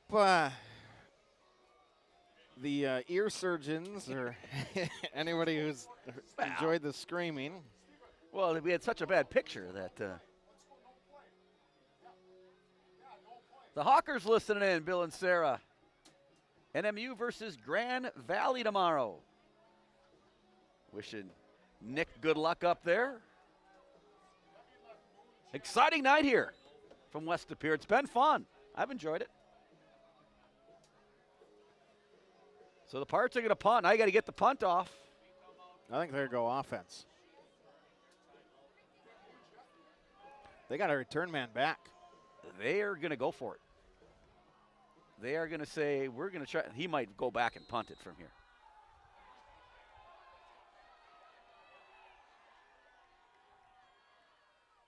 They're going to try to draw him off sides. That's it. Timeout Pirates. Yep. Nice play there by Coach Jorgensen. Hoping to draw him off sides and says, okay, now we'll punt it. Now fake it. Don't give Jorgie any time. A minute 56 in the fourth quarter. More jerky, folks. I'm having a piece of the jerky. Very nice. Mike made this on the smoker. We're in Pulaski next week for week 9 of the high school football season. Bayport at Pulaski.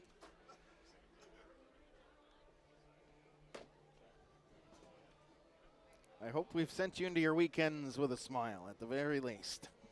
If that is something we succeeded at, we did our job. Jerky's good. Think Whitney and Sheila ever ask why they allow us to get I don't think they don't listen. That's why. I mean, us. They listen really well at home, but not to us when we're doing the game. So Matt Stevens trying to get this punt off. Just got to get it off. You don't even have to take a step. Nope. Just go. Just kick it. 1:56 is on the game clock after those timeouts. Good snap, punt off. Good He's punt. going to get it away. That's going to bounce. Let it bounce. About the 45.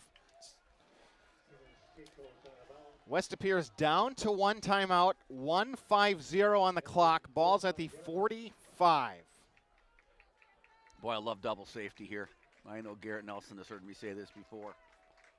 But for some reason, we just like to get right back up on their grill, and I respect that, no question about it. But they've thrown it deep whenever they wanted to, and if I'm the Pirates, I'm 15 yards off.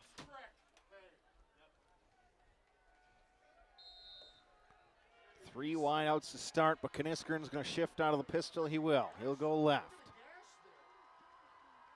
Shotgun for Greisen. Fresh off of an interception. Throw near side, a near pick. And the catch is going to be made into Bayport territory down to the 43-yard line by 17 again, Kibbe. So Kibbe's had a big night. Ball goes over the umpire's head. Umpire is the position of the official.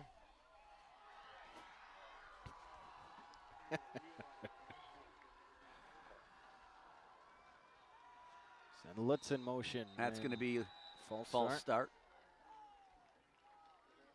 Legal shift. Yep.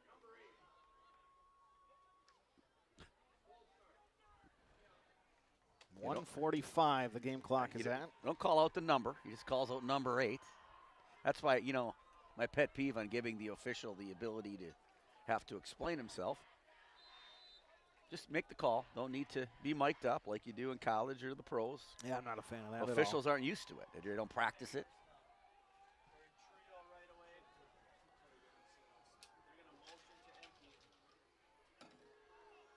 You look over here and one single high safety.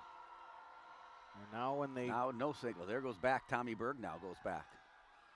Under pressure. Boy, Greisen does a great job stepping Klum up. is just after him. Greisen, keep him in bounds if he can. He's going to dive for the sideline. They say he gets out. Boy, Jace Klum has been so close 3-4 different times now. He gets around the edge, but Greisen does a great job just stepping up in the pocket every time and giving himself time. His pocket presence is absolutely incredible. He's had a great game tonight, made some really tough throws, and he's going to have to make another one here pretty soon. 2nd and 8, 1:37, but he did get out of bounds when he dove. They have one timeout left. Shotgun snap, 7-step drop, throw of the screen to Lutz, tackle him inbounds, nope. Tackle him in general. Lutz on the near sideline, blocks, and he is down on the near side. Boy, Bayport had a golden opportunity to run the clock. They can't get him down at all, and Ryan Lutz down to the 11. He got out of bounds, I think. They didn't wave it this way, but he did, 126.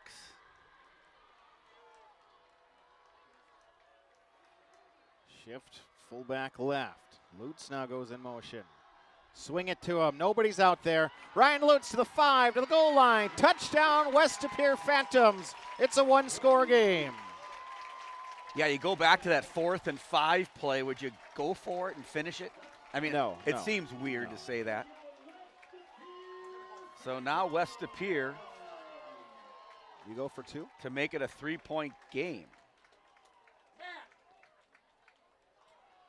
And we got an onside kick coming. Hey.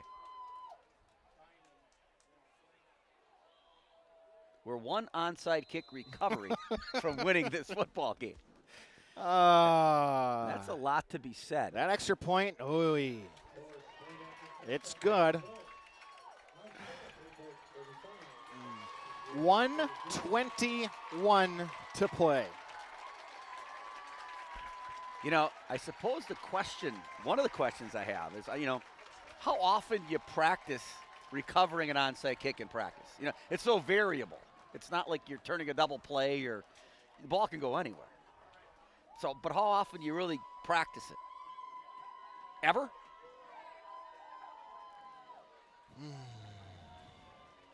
You know what's coming. There's been That's two. The worst There's part. been 2 of them tonight, and they both worked. Tammy Calhoun, I need a hug. I need a nap, folks. More jerky. No, I'm good. I'm good. I'm good. I'll take a piece. Why not? It's jerky night here at West Pier. Unofficially.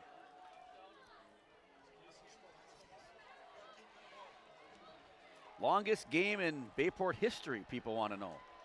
Time-wise? No. We had that triple or quadruple overtime with Stevens Point. Although it was all running. Pirates need to get it. Kick up the middle. Bayport touched it. It's bobbled. It's loose. It's in Bayport territory on the W. West Pier thinks they have it at the 47. Pirates got a hand on it and then it carried away. And the team in black and orange has the football with 1:11 to play. Or 1:18 rather.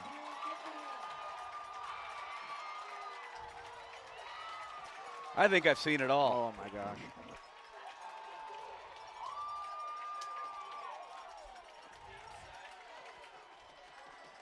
Three onside kicks recovered.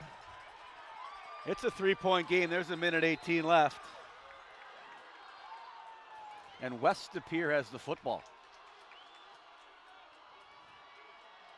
And Brock Gauthier's coming on a blitz. Grayson coming hard. Throw near side, almost picked off.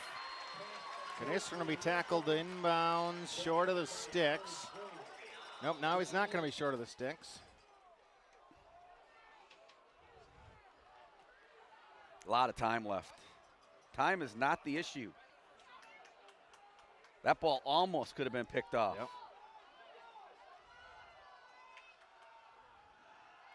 Blitz off the far side, throw back. Kibbe comes back to the 16. And they'll stop the clock. 57. Now if you're the Pirates, you think about calling timeout?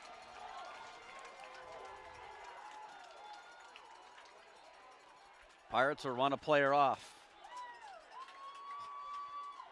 The clock running 50 seconds.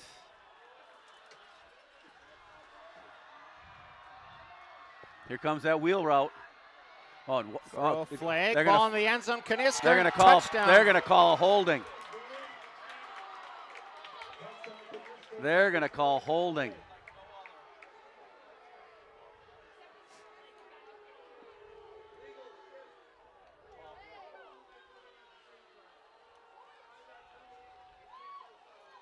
Oh, my goodness. They had it in the end zone for a touchdown to take the lead. Instead, it'll go back 5 yards. Wide open. There's a lot of people that left this place. When you're that wide open, no offense, but you think, you know what? They're going to be that wide open again. Correct. Don't you feel that way? I do. 38 seconds. They're at the 21, which is Pirates. a flick of the wrist for Greisen. It is. They need to get a rush on them. They're trying. Bull rush from the Pirates. Throw it on the near side to the back of the end zone, through the end zone, incomplete. You bring one more guy, but who do you bring? Because there's guys open.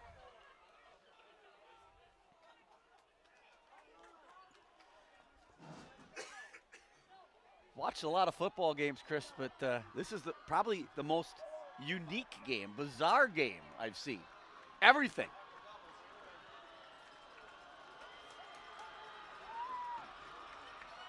Grayson's going to go up to his lineman and then retreat back to the shotgun.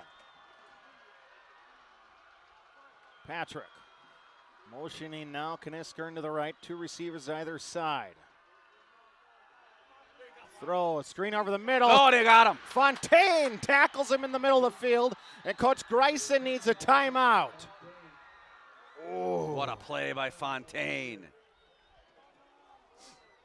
What a Asher Fontaine. gutsy play call. Over the middle of the field, and now it's 3rd down. Now, Third you and think 17. about a field goal. 3rd and 17.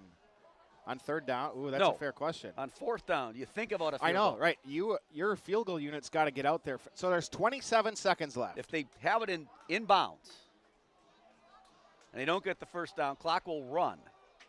They have to get the field goal unit out wherever they are. I'm guessing they have them rounded up somewhere. Right on the right side, number 18, 4th guy from the right side of the black heap of players.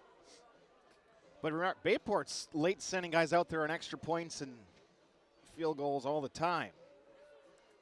I think if the offense subs, the defense gets allowed to sub back. So I don't know how that'll work by the college officials. or pro rule. I think it'll happen here too. But 27 seconds left. 27 seconds. That was the final timeout exhausted by the Phantoms. You can't spike it, obviously, if you don't get the 1st down. So you got to line it up and kick it or go for it.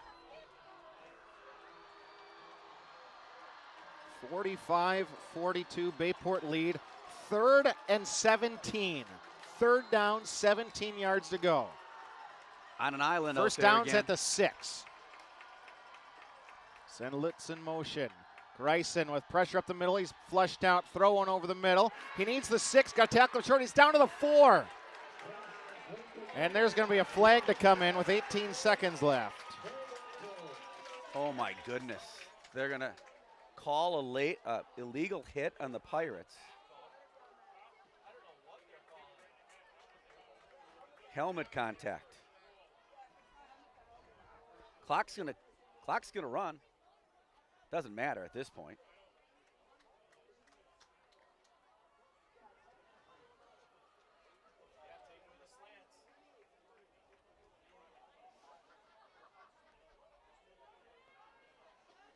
Oh, boy. Ball is right now at the 4 after the reception. And the Whitecap is going to do personal foul. Helmet-to-helmet hit. Ball should be half the distance to the 2. 18 seconds. Playbook wide open. You can run it.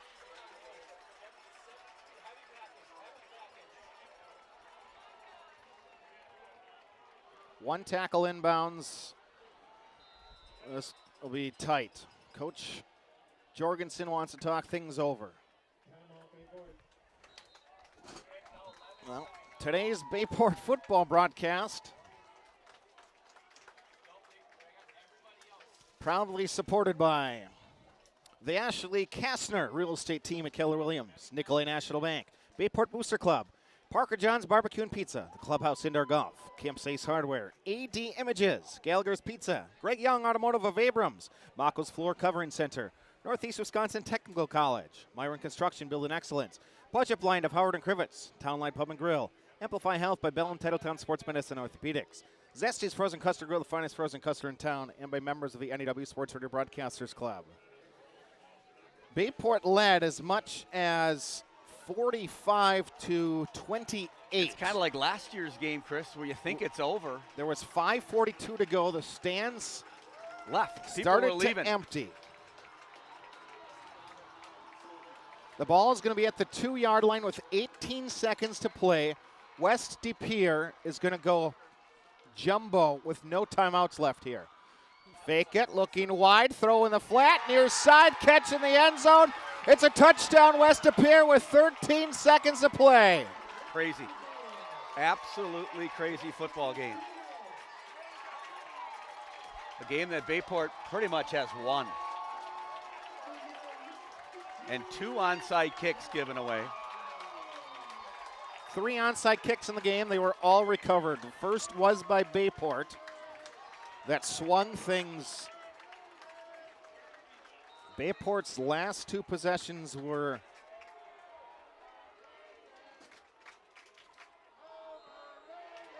one punt and 2 onsides. The extra point was missed,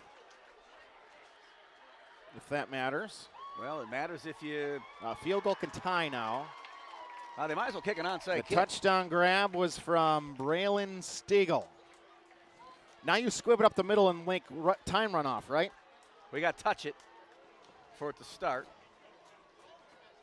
Holy smokes. Yeah, I don't know what to say, Chris. Pirates had this game, and they were up with West De Pere take over at 5:42, down 45-28. And they had the ball. Down 17 with the ball. They've gone touchdown, recovered an onside, then threw an interception, and Bayport had a punt after a first down on the first play and then punted. West De Pere, touchdown pass. Then another onside kick. I've never seen anything like it, to be honest with you.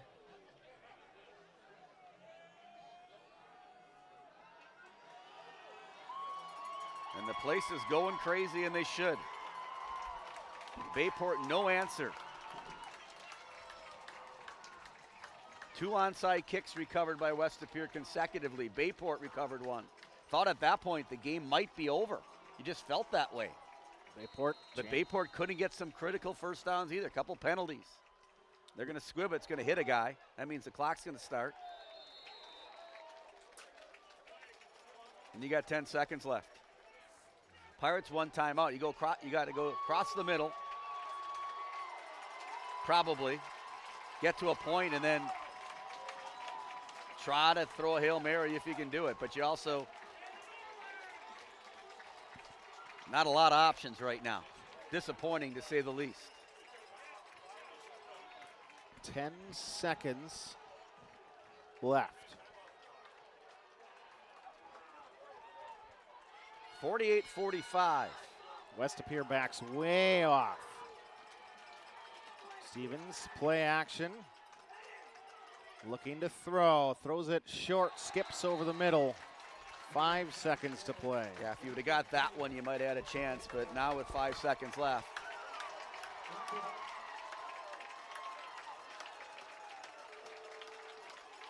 Unbelievable. I said that. No way the Pirates should have lost this football game. Kind of like the Middleton game, where had it in control. Multiple onside kicks. Middleton gets a chance at the end, doesn't do it. In this case, couldn't stop Patrick Bryson. Yeah, it was a 4-score game in Middleton game, and Bayport gave up multiple onside kick recoveries again in that one.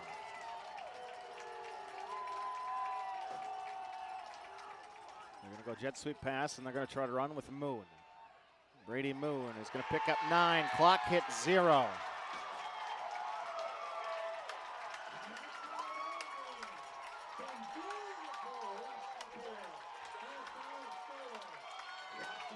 (48-45) your final. We'll step aside, take a break.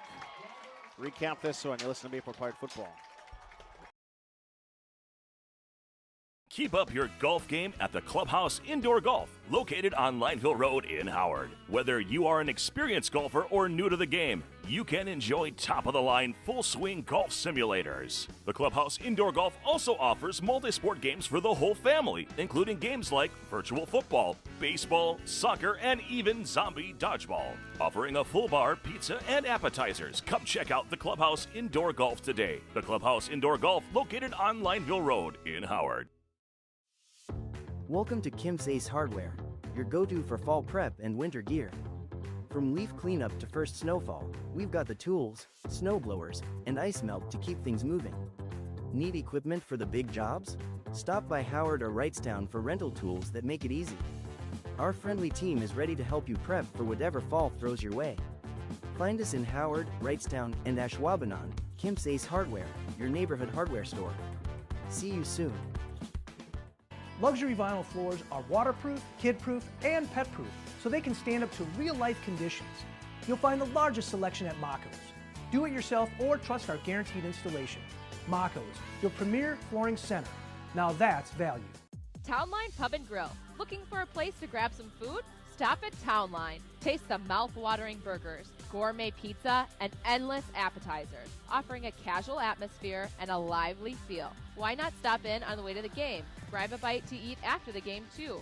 A night out, a group gathering after a sporting event, or even a birthday. We want to thank you for your patronage.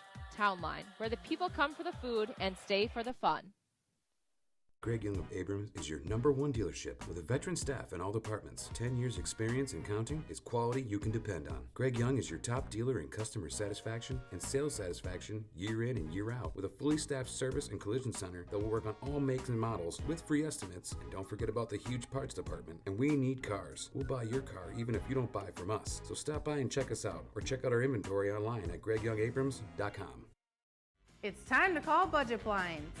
Let us help you with your free in-home consultation and free design services for top quality blinds, draperies, and shutters. Top quality blinds installed in a couple hours. Now that's easy. Call now. You're listening to Bayport Pirates Sports on NEW Sports Radio at newsportsradio.com. Since the FRCC North has started, Bayport West De Pere has been unbelievable. 4 out of the 5 seasons, 2021, 2, 3, 4, and 5. 4 of them have been absolute classics. This one, much the same. I would call it unique. I don't know what really word to use. I mean, so many odd, strange things happening from officials, calls. Yeah. That was strange in general. Onside kicks. I mean, it is weird that we joke around about we should onside on every time, and I don't joke about it. I know, and there's 3 of them tonight. Bayport does the first one, and they get the momentum going in their way, and then make an intercept. I mean, they had 2 interceptions and an onside kick, and lost the football game. 3 turnovers by West De Pere and lost the football game. Which that seems crazy to me, And West De Pere, what can you say? They just Bayport never threw an interception all game, never fumbled. Nope, they turned it over twice because of onside kicks. West De Pere turned it over 3 times, 2 onside kicks, 3 times, an onside kick and 2 interceptions, and Bayport can't win the football game. Couldn't stop them. I mean, literally, we were talking about it. Might as well let them score. Yeah, they had the I mean, they were wide open. Sack on 4th down. And they scored on the play where. There was a legal shift, and it's like there's so many guys wide open that you might as well – they're going to score again. You just felt like they're going to score. And they did, and they came back and they won the football game 48-45, and Bayport gets their 2nd loss of the season. They were ranked 9th in the WA pool coming in. That's going to be their 2nd loss. I don't know if it hurts them. I don't know the logarithm well enough to know like what that means. You lost to an undefeated team, but West De Pere will now be a 1 seed in Division 2. West De Pere is going to win the conference championship. Bayport happened to them last year. Lost to West De Pere in a crazy game. Did not win the conference championship and won a state championship. We talked about it when it was at the break. Can this team beat anybody? Yeah, they can. Yes. Can a bunch of people beat them? Yes, they can. What's worse right now? Our special teams or the Packers special teams? I don't know. I tell you. Oh, gosh. Nick Masaccio, is that who the Packers? Rich Masaccio, yeah. But tough loss, and Pirates will regroup. Coach Jorgensen has them out there right now, and we'll come back next week, and we'll play Pulaski. At Pulaski next week. West De Pere will finish their regular season campaign next week, hosting Appleton West in Week 9. We wish them the best of luck in the postseason coming up, as they will head to Division II. And West De Pere is going to be a really, really tough out for anybody across the state of Wisconsin. They made it to a state semifinal a year ago. And Coach Grayson and the gang are they're going to be a team that's going to make a run here in the upcoming postseason, and started in just a couple weeks. Pirates pick up their second loss of the season. Week 2 at Kimberly. That's the same thing Bayport lost last year. Week 8 with West De Pere. It's the same thing Bayport lost last year. Pulaski might have to be scared coming next Friday, but we'll be there from Saputo Stadium next week. For Michael Plummer and for Mike Frater, I'm Chris Learman. West De Pere Phantoms come from 17 down with 5:42 to play, and that is a final.